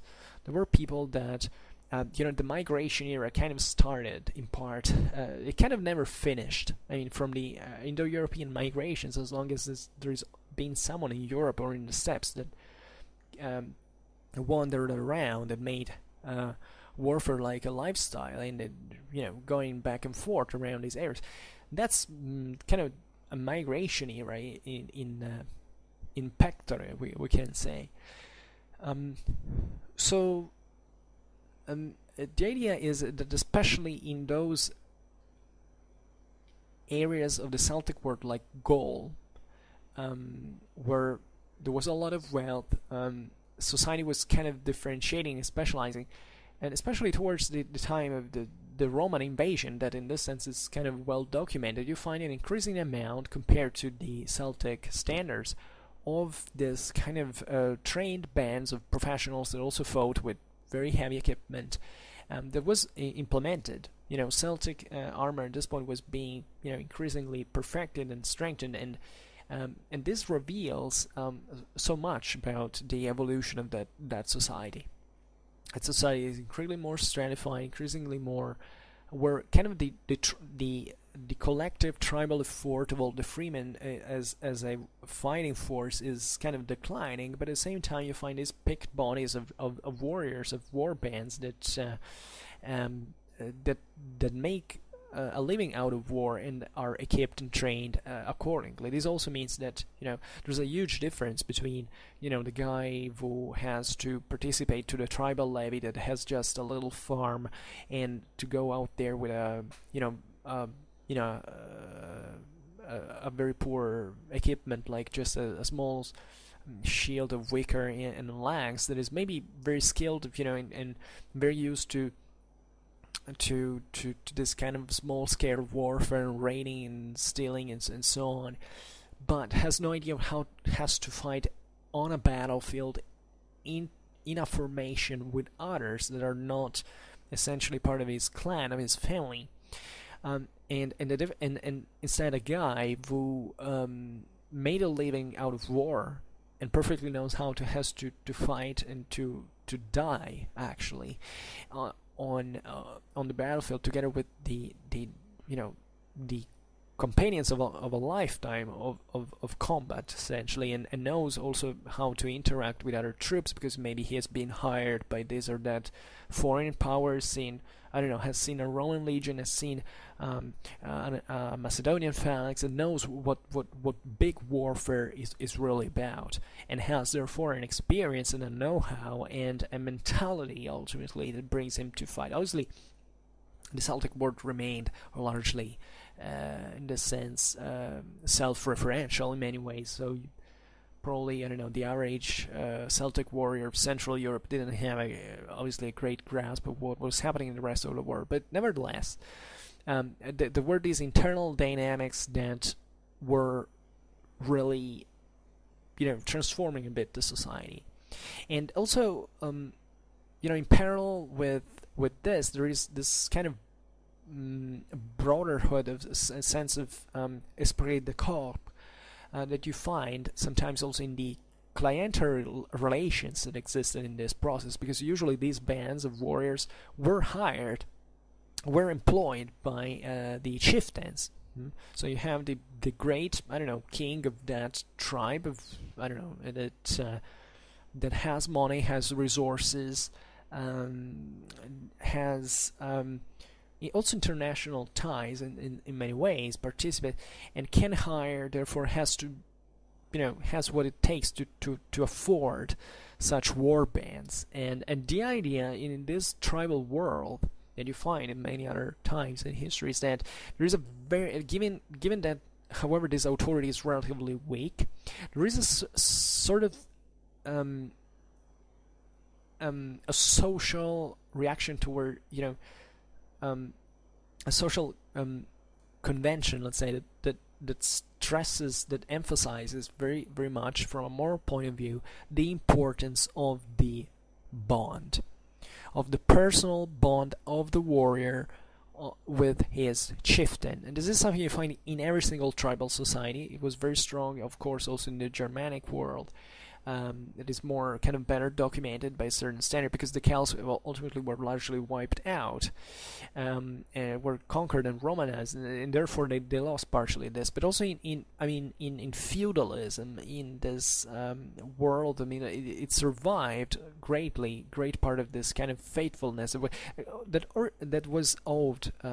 It was a kind of a mutual relation, because the chieftain had basically to provide the conditions as a leader for these guys to fight and to survive, to give them new hope, to give them new lands to plunder, to conquer. And this meant a lot, because the chieftain, an unsuccessful chieftain in the Celtic War, was abandoned by his retinue. So maybe someone in the retinue would kill him and take his place, because he was more effective as a warrior. And at the same time, the warrior owed everything to that guy, because that guy was the one who led the army, who had also a divine mandate. This is very important. We've seen it many times in those videos we made on the Aryan military ethics. The idea that in this pagan world, the victory was not merit of the leader. I mean, the leader obviously had a sort of behavior and qualities that made basically the divinity kind of sticking by his side. But the idea that military glory is something that derives from the skies, and it's not human. It's something that basically obliges the warriors to follow the great leader, because it was as if following the divinity of war. So that guy was winning because the gods were with him, and these guys had to respect this bond also for religious reasons. This is very, very important, and naturally this is very ideal, but the political and social dynamics were those ones, because these were all clienteles, all communities that lived into a world that was vexed by continuous warfare. So there was this very strong meta sustenance for which you couldn't let it go. You had to stick together. You had to work in a factional way. Even the problem of lacking a collective training, a discipline that could be basically conferred by a central authority, like it existed into the Roman army, for instance, was compensated into the tribal world by these kind of moral ideals. And also, for instance, this warrior ethos that was in fact very much appreciated by the Romans, that looking at the Germans, looking at the Celts, they said, okay, these guys might be barbarians, but look at them. It's a bit of the old stereotype of the good savage. The Romans made extensively. Roman ethnography was very particularly interested into this. If you read Tacitus, the idea is that Rome has conquered the world, but it has lost the morals. So look at these guys; they still live as primitives, but still have this very strong sense of honor, of faithful, of courage, and of faith in the leaders, and so on. Because the Romans came essentially from that same background, so now they were still kind of reflecting on themselves and acknowledging that. So that's I discussed about this chiefly in that video about the Aryan glory. The Aryan the sacred fury. The Aryan sacred fury. The title, if I give it to you, is Virtus Audacia Vut Vots Oder Furor Dasagt Thias and Ferg, the Indo-European sacred fury. So the sacred fury, that really explains a lot of things. It kind of probably opens the eyes on many aspects. So in fact, there is a tomb, I think it's in Britain, with an inscription that says something of a warrior that says, "Oh king, I lay here dead. I hope it was enough." As a proof of allegiance, or a proof of this is heartbreaking, but this is what that word was. This fanatic courage, this fanatic sense of duty, of having to stick to the very end on the battlefield to achieve, because if you didn't, you were considered a coward. All these companies of war bands, of brotherhoods, that you want to call them, were based on the concept that the weaker had to succumb. And even we know that in Celtic society, these bands basically, every once in a while, they killed someone. Like the last one that arrived to the rally even if it was in time, but still it was the last one, was sacrificed to the deity of war, because that was meant that basically once you entered into that brotherhood of warriors, your life didn't belong to you anymore. It belonged to the military, to the war deity, and you just had to obey. And it was, this was done. These were all practices that anthropology explains very well to be connected to, the need of maintaining a certain cohesion, a certain moral standard. Because if you lack that, these tribal societies do not have the means, the centralization to provide a greater cohesion. That is meant to, in order to survive in that world. And that's why maybe the Romans looking at these practices, oh, these are monsters, they sacrifice people, they do. Aside from the fact that Romans also were not very very tender souls in many ways, of course, and they had this kind of relic also. The Romans were extremely keen on decapitations. they had also of bloodshed and stuff like that, and they retained also this warlike ethos that we see also in full imperial times. I mean, the idea that the Roman legionary, back in his mind, had still this idea of being a warrior, not just a soldier. And the Romans struggled for centuries before making these Italic warriors understanding that they weren't warriors anymore. They had to become soldiers. Also Roman military history is very interesting from this point of view, and I hope that we will have I'm sure we will have the time to discuss about this on Schwerpunkt. But the most important point is that the Celtic noble, in this sense, embodied basically the perfection of this model. I mean, theoretically, every chieftain, every king had to uniform to that ideal and to fight essentially as the greatest of the warriors, because ideally that's what made the guy being obeyed, and that's why also the religious side of this was very important, because in these societies that were usually quite egalitarian in theory. I mean, of course, there was no society in history was entirely egalitarian, for which everybody was completely free. There was always an aristocracy, but compared to other populations, there were this let's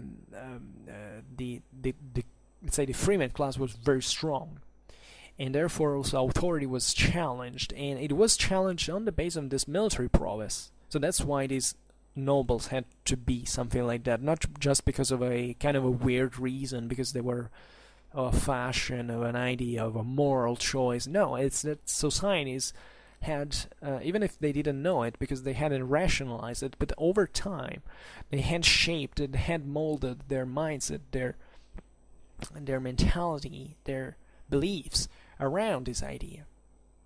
Because they understood that now it's just the military leader that can defend us, that can in this world, and however we still have to counterbalance this influence, because one thing is the military glory that comes from the skies, one thing is other directions that this guy wants to impose on us that we won't let him do it. And it's pretty much obvious that the more primitive the society was, and the more this system functioned. In other places like Gaul, for instance, instead you could find an aristocracy that was overexpanding over populations, was getting kind of poorer on average, but just for saying how these transformations basically occur. And that's also why partly the Germans were, or other Celts like the Belgians, they were despising the rest of the Gauls, because they were thinking essentially these guys have lost that model, that theory, that ideal of the warrior that revolved around warfare. And this is very interesting. It's also environmental in many ways. That that the Gauls originally, the proto-Gauls, actually came from Central Europe.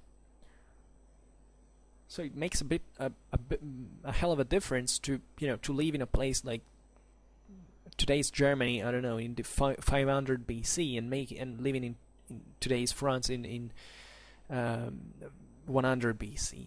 It's a wholly different world that shapes you in different ways, and that's also what confers certain characteristics. In video about Celtic animals, you even realize that Celtic totemic animals were modeled kind of from this, also this environment, and how important, I don't know, for a sedentary society were certain animals from an economical point of view, because these were transforming not in wandering warriors but essentially in farmers, whereas in other more primitive and egalitarian societies, just the slaves worked the land, and the freeman was meant to be only about war and living out of the loot, out of the essentially what the war deity gave you. And this is the eternal contrast also in the Germanic world. It was also at a certain point quite diversified during the migration era between the Sippe and the Comitatus, for instance, that hides two completely different versions and visions of the world. Also, the role, it's a social and an antisocial model, respectively. And it's very fascinating. We will get into it at a point. So, the essential is of a Celtic elite warrior was indeed this mail shirt, a sword, a helmet that we'll see later, because we also have to speak about it, but also the shield. That Celtic shields are very important. We will discuss about that in more detail in another video, also for certain developments that have been associated to it. But actually, the Celts had usually this oval of leather-covered wood. Was very similar to the Italic scutum, by the way. So also another proof that how these populations were actually very close, also in terms of material culture and in warfare and so on. We don't know how, now we won't be discussing on the origins of the Roman scutum. This is not important because actually many people say, oh, this was Celt. Not really as well. Also, the Italics developed certain kinds of weapons on their own. However, the Celtic, in fact, the Celtic shield was usually flat. While the Italic scutum was convex, and eventually, the Roman legionary will increasingly wear this kind of increasingly convex shield. The Celtic one was flat. What are the reasons for this? Well, the reasons now are a bit difficult to explain. Let's say that the Celtic, let's put it in this way. This is paradoxical, because the Roman legionaries, as we've seen, were more used to kind of fight in a more they were more trained to fight in formation. But the idea at the same time is that this formation was still not, it was something very dynamic. The idea of the shield wall is something you rarely find into the Roman army. Don't speak about the tortoise formation, because that's kind of by the way, also the Celts used the testudo, by the way. Yes, they did. And the fact that you have a rectangular convex shaped shield like the early imperial one, the iconographic, that doesn't mean that you can't do that with any other shield. We actually have explicit evidence of shield of I think it's a Latin source that explicitly uses the words testudo for certain Celts that now were essentially covering themselves with, well, they were, I don't remember when they were surrounded, I don't remember actually, were being targeted by bullets. That's something that every single formation does. I mean, if you're under fire, there is bullets flying from everywhere. It's normal you use your shields to do certain things. The problem though is that now it's extremely complex to explain why the Italics were developing a scutum and the Celtic was usually flat. But the idea is that the flat shield is something better suited for a shield wall formation, and this is a kind of, well, many people get wrong. Like they think that they look at the Roman convex scutum and they say oh, that was meant to make a shield wall so more effective. As a matter of fact, no. The scutum was designed in that sense to cover, to envelop the individual soldier. You can't overlap a scutum on another. With a flat shield you can do. Also, you see it also in Viking shield wall. The shield was flat. So the idea is that in many ways, in spite the Celtic world saw a lot of individualism in fighting and etc. The this platform was functional for a collective formation, and we know that Germans and Celts and so on had very thickly compact fronts. So the myth of the stereotype of the barbarians that didn't have cohesion, that went, that fought individually, is completely false. Every kind of human group fights in formation like that, because you stick together, and that's the simplest and easiest and more convenient form to actually exercise a collective effort against an enemy formation.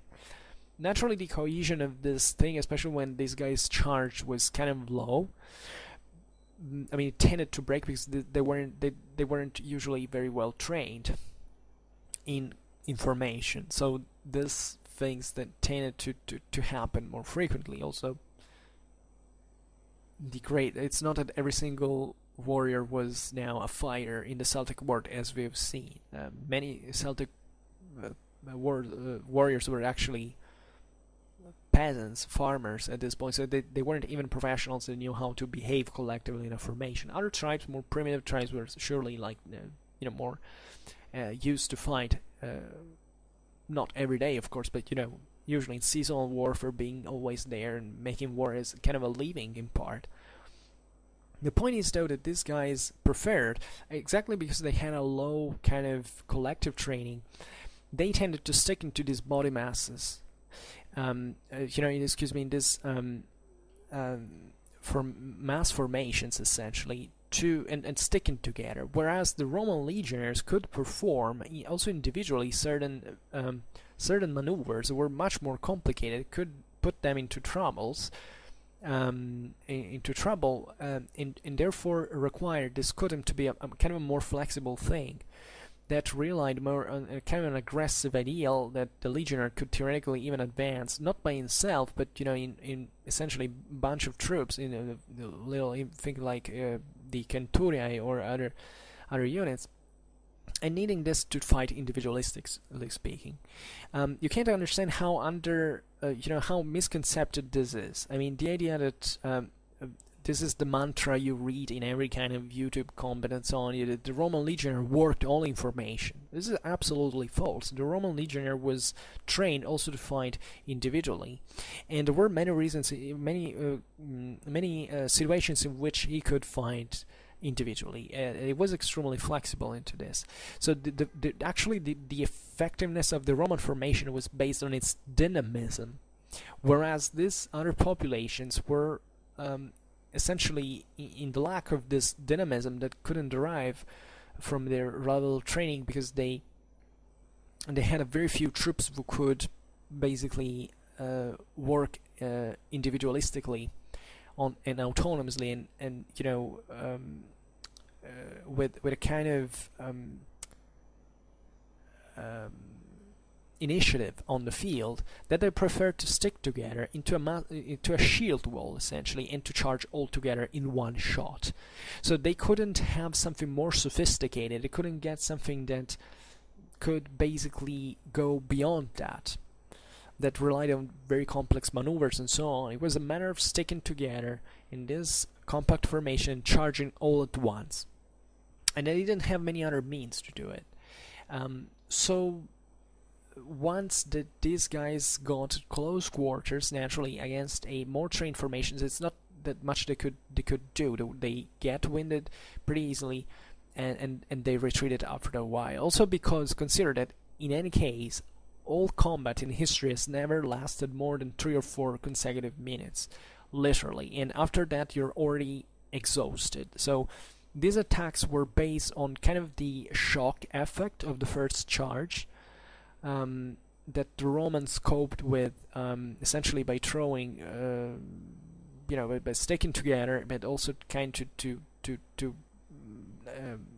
basically disorder it, but throwing their pila and smashing against the enemy shields and disordering them, wounding and breaking the front line of the enemy as it was advancing.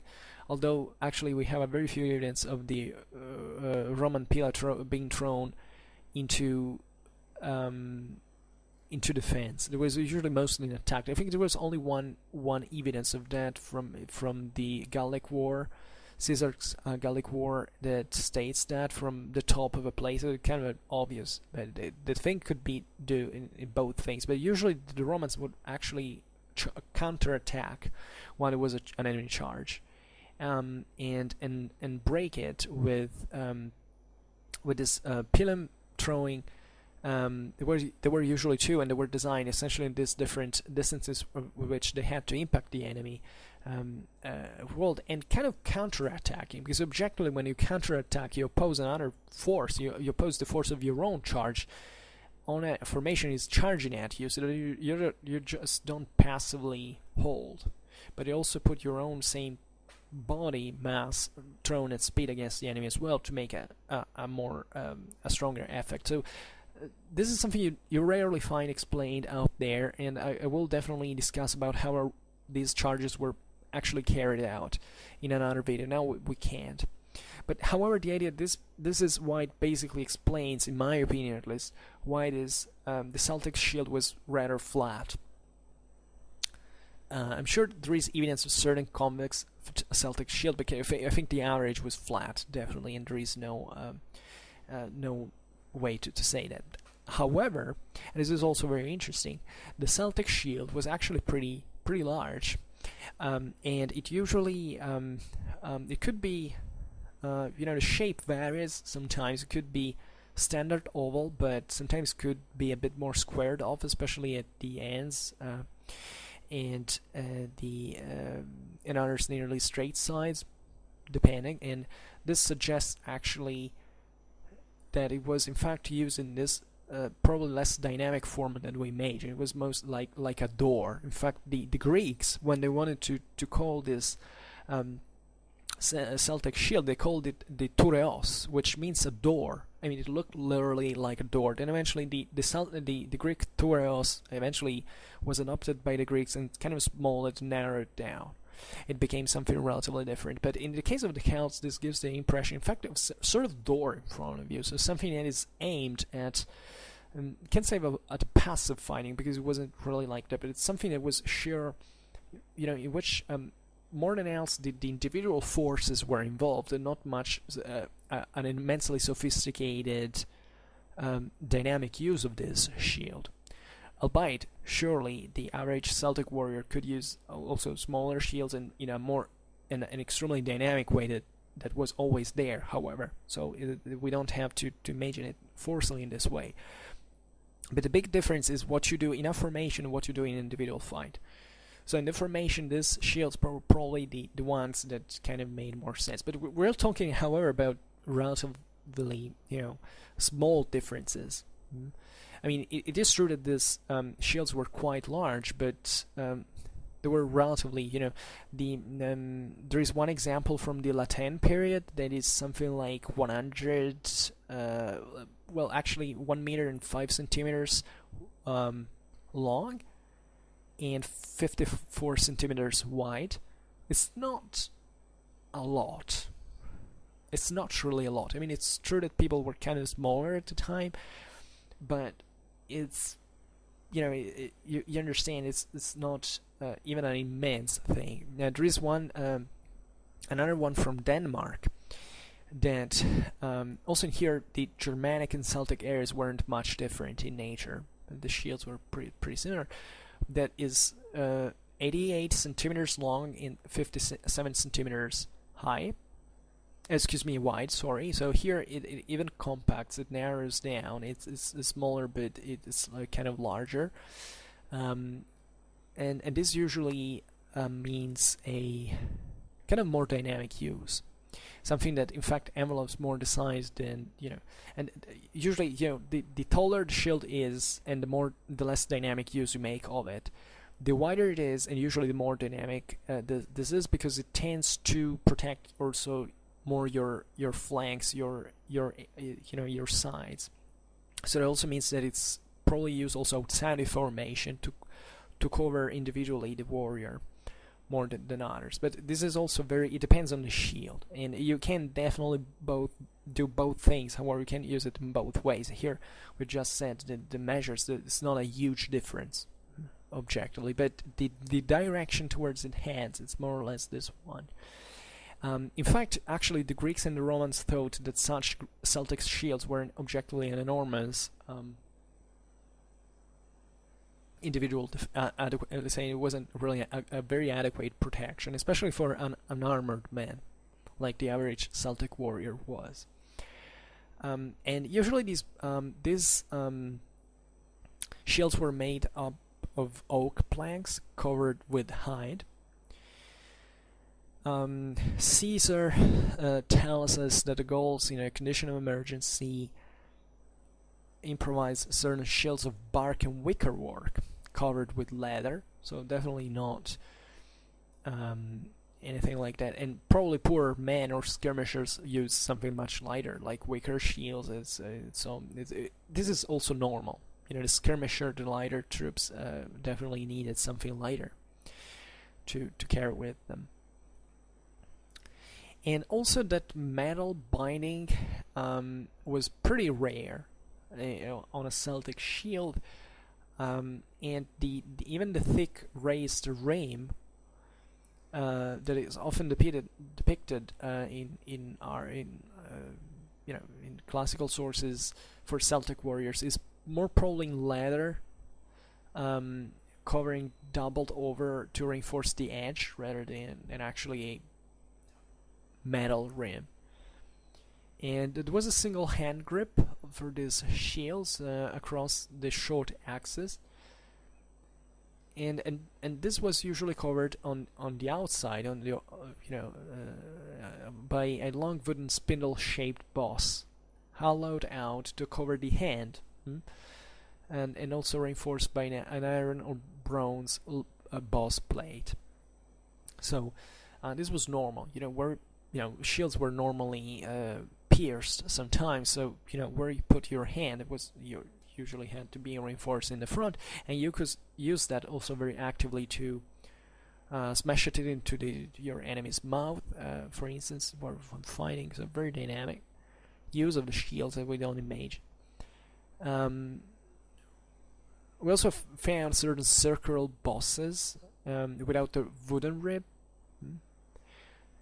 This was usually probably something a cavalry shield, where usually when you find these round shields, it's it was mostly a cavalry use because it was lighter. So also,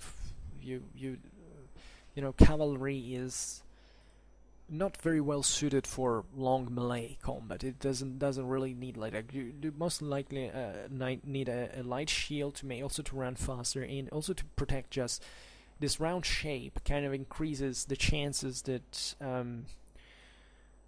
more things. There is more movement on horseback. So this round shield is meant to basically defend your torso, your area, just like the other, but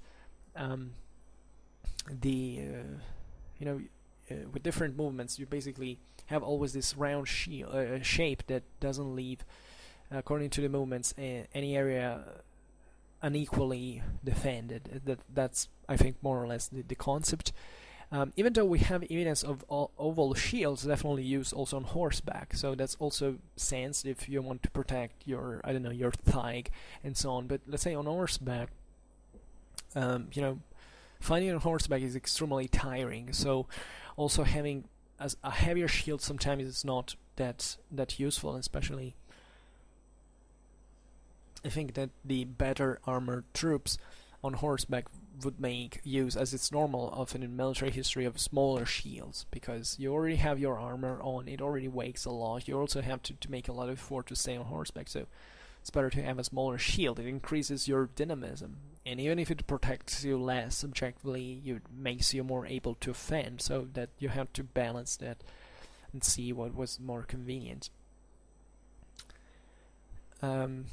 There were, however, certain, for instance, there are certain pergamene statues, sorry, defeated Galatians and other Hellenistic arts that depict Celtic shields with it held by arm strap, like the Greeks did.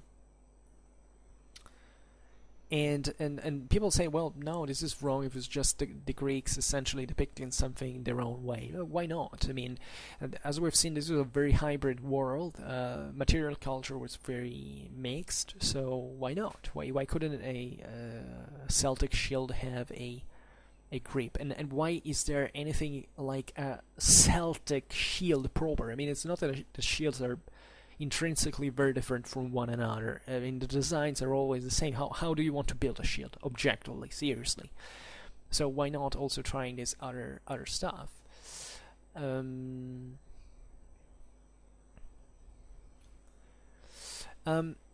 So talking about helmets, the helmet also was very widespread. Something that is very improperly understood, especially seemingly by movie makers, is that the main protection you may want on a battlefield is chiefly on your head. I mean, I think even the poor fighter in Israel has always kind of had some kind of ladder things on his head, because that's what you want to defend. Because your head is the most, it's not really the most vulnerable part of your body, but it's the one that, if you know, then in ratio damage, considering the you know, the chances of being wounded and damage, is definitely the one that is you want to really protect. Okay. And the in this Celtic warriors are often depicted, in fact, wearing helmets. Not always. There is this idea. I mean, there were certain troops who were more fanatic in nature. Sometimes you see these Celtic warriors with the hair smeared with a thick wash of lime, which bleached it and made it stiff and spiky. And there were ways of doing that. Also, there were many Celts that actually fought naked.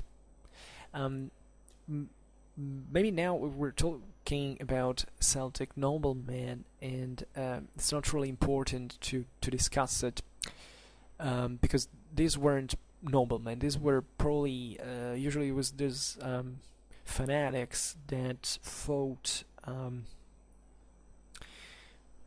chiefly in this kind of beast-like fashion, which was all a part of this religious/warrior brotherhoods that basically also these guys get dragged, they self-mutilated themselves, and they were also very dangerous on the battlefield for the same friends. And this is another story, we'll maybe discuss it another time. The Celtic noble would be roughly a pretty sober person, unless he wasn't actually the Celtic aristocracy actually made use of drugs pretty intensively, of certain plants and smoking and so on. It was this kind of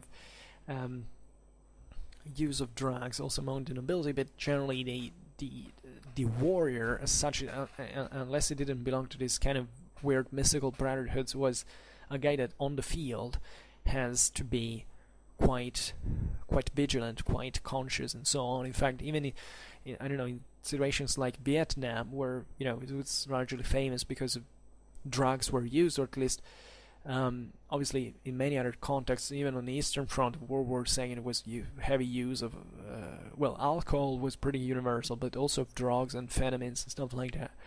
But the idea is that even in places, in conditions like that, on the battlefield during the action, you don't get drugged. You can drug yourself when you come home on the camp, and you're in the reserves and so on. When you are on the field, it's pretty stupid to be drugged, to be unaware, because that can really make yourself killed and also put in danger your whole unit.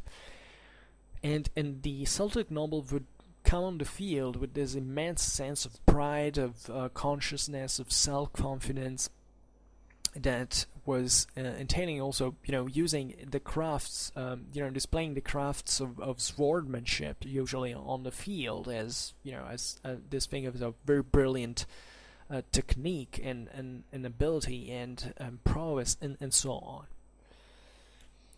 on. So the guy would always also wear the best equipment, including a helmet protecting his head. Now, there's plenty of different Celtic helmets. Before we mentioned the Montefertino one, found into this Italian cemetery of the Gallic Senones. So this has this typical low bell-shaped or slightly bulbous skull, rising to a knob usually drilled out to take a crest, and a thick lower rim, and even a small neck guard projecting at the back. That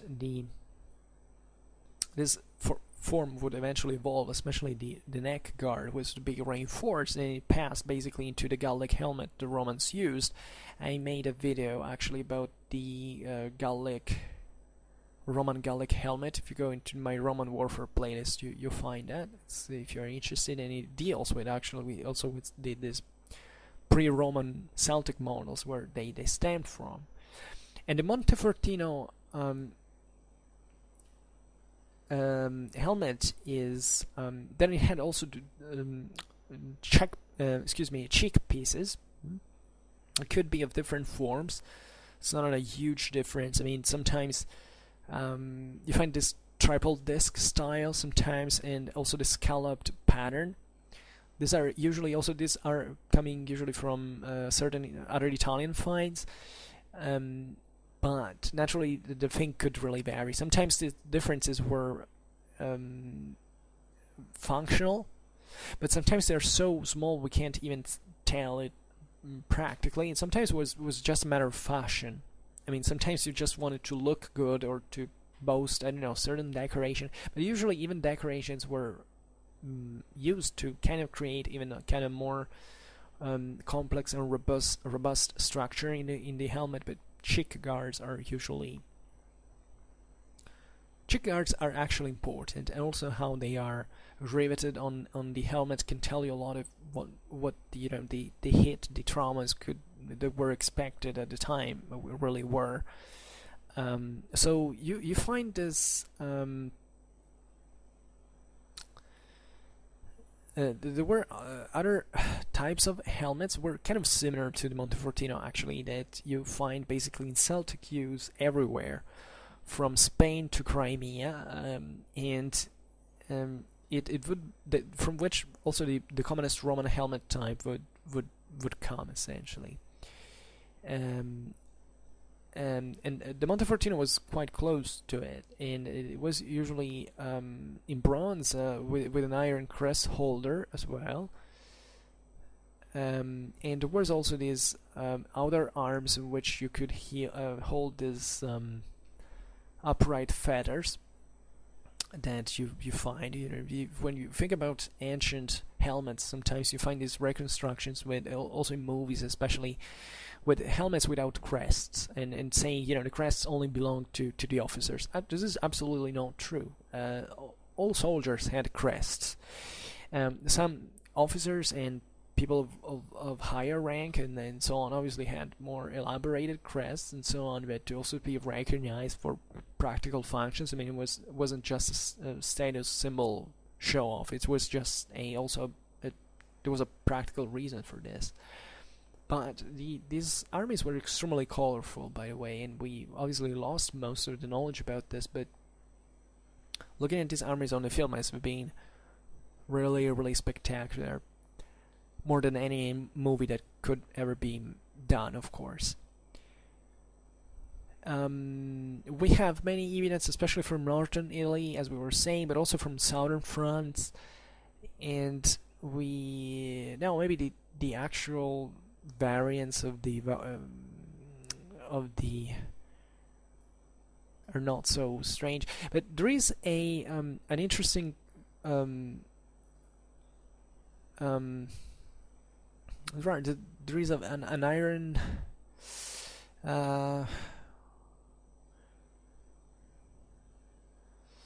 Okay, well, I'm just looking for what we can select, and there some crests could be really beautiful. For instance, there are these iron variants sometimes, or the ornaments among the Celts, also in the Balkans, also from showing from, well, whatever.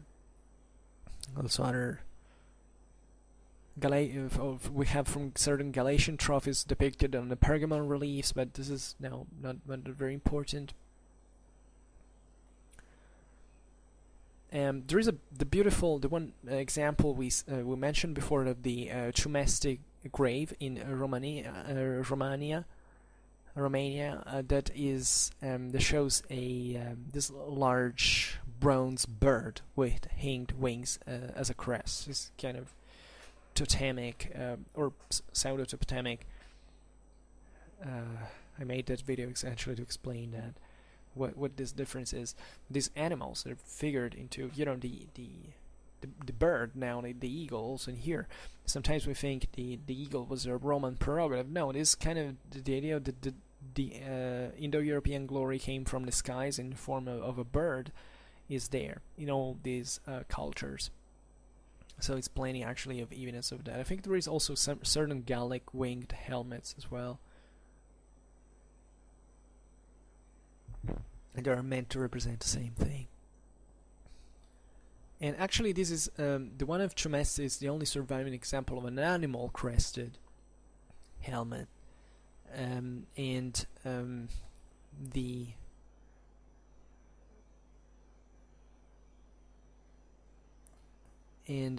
has been mentioned actually by Diodorus Siculus. So at the time it was known that it was spread into use among the Celts.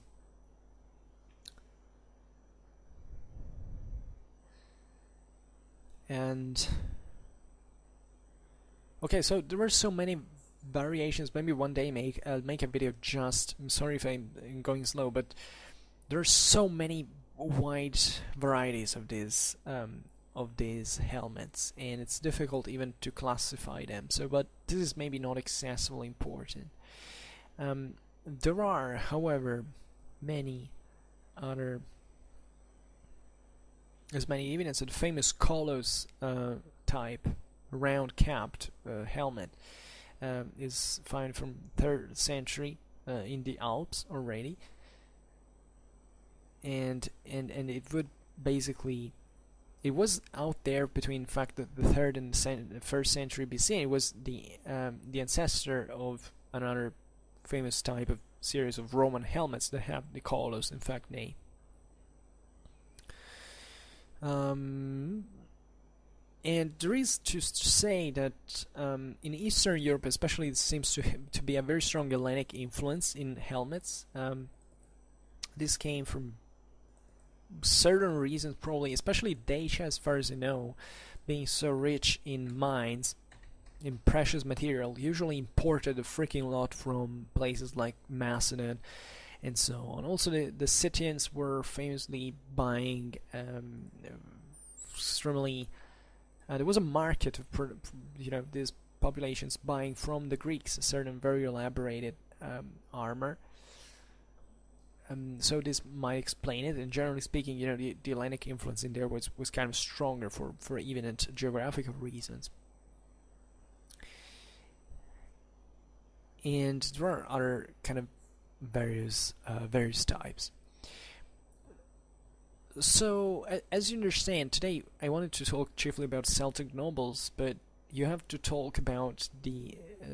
You can't say just the Celtic noble was the guy who usually was wearing a male shirt, because it doesn't make much sense. But it might have not been a noble, as we've seen, but just a mercenary of some sort. It's difficult to qualify now. Another chapter we didn't touch, though, is cavalry. Celtic noblemen, as we've seen, were keen on fighting on foot, preferably, but they also had their own noble. They had their own noble cavalry, and this was really important because it substantially, the Gauls especially were extremely keen on cavalry and made a quantitatively extensive use of it. I found written somewhere that most of Celtic cavalry is to be considered mostly made up by these noblemen, was armored, but this is actually not true. Celtic cavalry on average was light, very light, and also the idea that obviously the Celts had for instance, the four horn saddle was a thing, was very important. There was a lot of technology and zootechnic that the Celts developed for their cavalry, but like in old times, just the armored elite was just a tiny part of any formation, every unit. So of every, let's say, of every army. Sorry, the war units definitely could be all kind of better armored in many ways, but that stuck to that, and were really a few. And also relatively to Celtic cavalry, surely most of the chariots, chariot crews, and the people who were carried in chariots were armored, because that was the true elite. So that whoever was on a chariot was someone of some kind of prestige in many ways. But on cavalry, definitely, on horseback, definitely not. And by the way, there is this prejudice that the Celtic cavalry was strong. Many people assume this because there are certain passages in Roman history that say essentially that the Celtic cavalry was kind of dreaded in many ways. And we find it several times, but the real problem here is not that the Gauls were particularly, that they had a very good cavalry. It's probably that they had a lot of it, usually, compared to the numbers, and the Romans that usually didn't have many cavalry, but much cavalry, but they had, however, a good one. And this is also a very overlooked thing. I tell it every time when I talk about Roman cavalry in a way or in another. I obviously found it difficult because also quantity has an impact. You can't just rely on quality.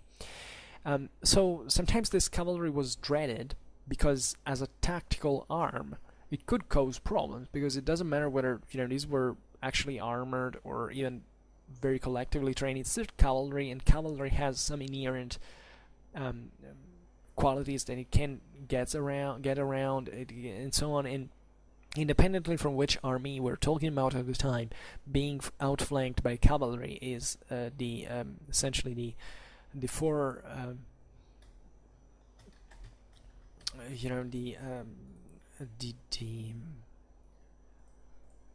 the anteroom for route. So this is really not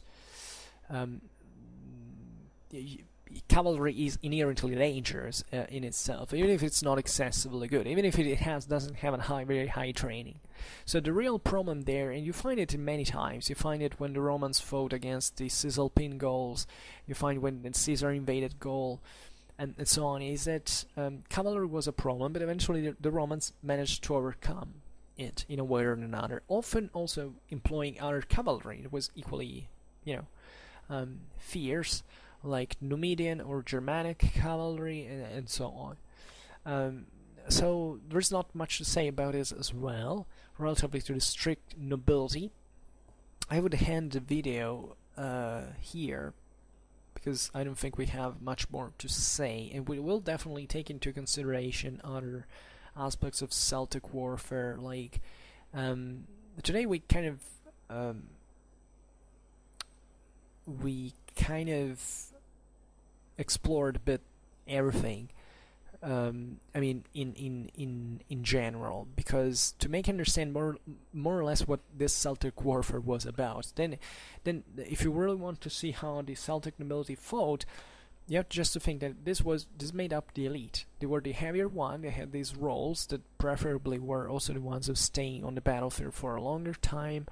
I mean, usually also as a reserve, maybe, because these were smaller bodies. They couldn't make the whole maneuver of the whole army. They had usually to intervene into the midst of battle when this was essentially going wrong, and hoping to make it. Also because the problem of armored troops, even of cavalry, are inherent to the fact that they're very heavy. They tire very easily. So you have to use them usually as a reserve, unless you don't commit them immediately because you hope to wipe the enemy away just with the first charge. But it's not very wise, because usually the enemy at the beginning of the battle is fresh. As a lot of skirmishers can, bog down your advance, can harass you in many ways, so he has a lot of energies still to spend. This elite is the best really at the end of battle, so even this heroic ideal was meant to naturally be the last ones who fought on battlefield. The guys who stayed at the World Day, that had not fled till the end, and had the guts and also the political interest to get it over with at the end, because naturally they could have also gone away and fled and waited that for all the other guys to be slaughtered and say, okay, we can't do anything more alone, we go away. But no, because this was the elite. These were the same guys who had brought the army there to fight for their own interest, for the hope of winning, for some greater reason that brought them to fight on a field indeed. So they were the most committed in many ways. They were ones who basically the whole Celtic society was looking at by saying, oh, these are our finest warriors, these are our battle champions. These are the ones that when they enter into battle, they unleash the hell in terms of quality and so on. And they we can imagine, a guy who naturally is armored is also not likely to do, there is one problem is, I was finishing, when you're armored, you can flee with more difficulty. Until you're naked. Also, fighting naked is a very interesting chapter because it has many actual functional reasons for doing it. But when you're heavily armored, you have a lot of difficulties to run away. Even if you're on horseback, you have usually lighter cavalry can reach you and take you. So these guys were going into the fight knowing that they had to either to win or die, ideally. Then obviously the circumstances could vary wildly, so this is not really it. But conceptually, that's what they were designed for, and what they would actually do most of the times on the field. Unfortunately, from Roman sources, from classical sources, we don't really get a clear idea of how this happened, but we can kind of imagine it, because ancient sources are not so detailed. They don't tell us, oh, look, that band of noblemen resist till the very end because they were picked elite, picked troops and so on. And it's mostly conjectural, but it obviously we realize that's what they would mostly do. Always reminding ourselves that war is not ideal. Naturally, an army that flees still involves a very rarely someone would only someone would remain there to keep fighting. But if there was someone, these were most likely these troops, and not only, of course, but these were the elite for one reason. It's also moral elite. It's not just because they were better armored. It's because of all the reasons we explained before. And also, if you're armored, you can't do certain other things, including, for instance, skirmishing or unleashing this fury of that other warriors were capable of doing. The idea of fury was out there, but it belonged, as we've seen, to this more socially incompatible bands of warriors that made a living out of war, and that therefore were not really included into society as such. The noblemen were a bit the godfathers of the society. Were the ones who held the greatest cattle, the greatest farms, who lived deeply rooted into a society, and that were there for that society also in a kind of a governmental fashion, with a political prestige covering certain magistracies and so on. So there were people who were very public in nature, who had to show off, to make the good, to provide a good example. And therefore, in battle, also they weren't that average younger. Also, they were usually older. let's be honest about it, most Celtic noblemen were usually the chieftains who had lived, in fact, a lifetime of war. You have to imagine like heavily scarred people with, you know, great, also pretty disturbing psychological conditions, I believe, in terms of, but extremely rough and tough. And however, you know, it's a prerogative that the younger is bold and shouts and runs and it does it even in a kind of uncontrolled way. These guys had the edge of age of experience. They were grizzled veterans who knew who had seen it all before, who knew what it was like, and they weren't like, yeah, they might have taunted the enemy and done all that kind of stereotypical stuff that it should also be better understood in terms of these war cries that had a very much deeper meaning that we would always believed. But they would be probably much more silent, much more, also less mobile, but damn good in terms of skill of fencing. That these were excellent swordsmen and people. You know, if Vercingetorix had challenged Caesar to a duel, probably Caesar would have had made it the end of a ham, let's say. But that's the point. I mean, that's the skill. Consider that the Celtic nobility. Think about Druidism. Druidism was something that was out there also for preserving this knowledge, also about a bit of everything of the world. But also this combat training was something that the nobility probably carried out for a lifetime, essentially. The idea that the chieftain is someone who constantly trains for warfare, was very skilled. It's something they had to prove on the field, so not just sheer violent force that you can use, in fact, to less trained troops that you can make move like a mass. We've seen it with these intense charges that were, you know, that only required this you know, sufficient cohesion for making the charge effective, but then not being able to accomplish much. Another thing is to be there in front of your enemy, not running away, but just trying to put him down with very smart and sophisticated dueling skills that you have learned after, you know, a lifetime of training. So this is very, very, very important to understand. And it was full of this kind of troops there, whether noblemen or mercenaries as well. So this new, you know, essentially class of professionals was kind of emerging in the Celtic world, and also getting heavier in equipment, especially in Gaul, as we've had to see. So this was really the elite that, as a commander, you would maintain on the field, very well protected, and to be committed into the fight very progressively, very safely, while other troops were fighting and intervening in those dramatic, you know, those you know, more important parts of the battle line where things were going rougher, and it could turn really the tide of the fight. Yeah, this is more or less what I wanted to say, and naturally I will discuss about the idea of more in detail. There were so many things I wasn't able to tell today about Celtic warfare in general, but this one, since we were narrowing this down to the noblemen, to the elite, I mean, what we said now, for now, it's kind of fine. I hope that you enjoyed this video. If you did, please share it, otherwise leave a like, or subscribe to my channel if you're interested in my upcoming contents. And for now, I thank you heartily for listening to me. I wish you a nice time, and see you next time. Bye.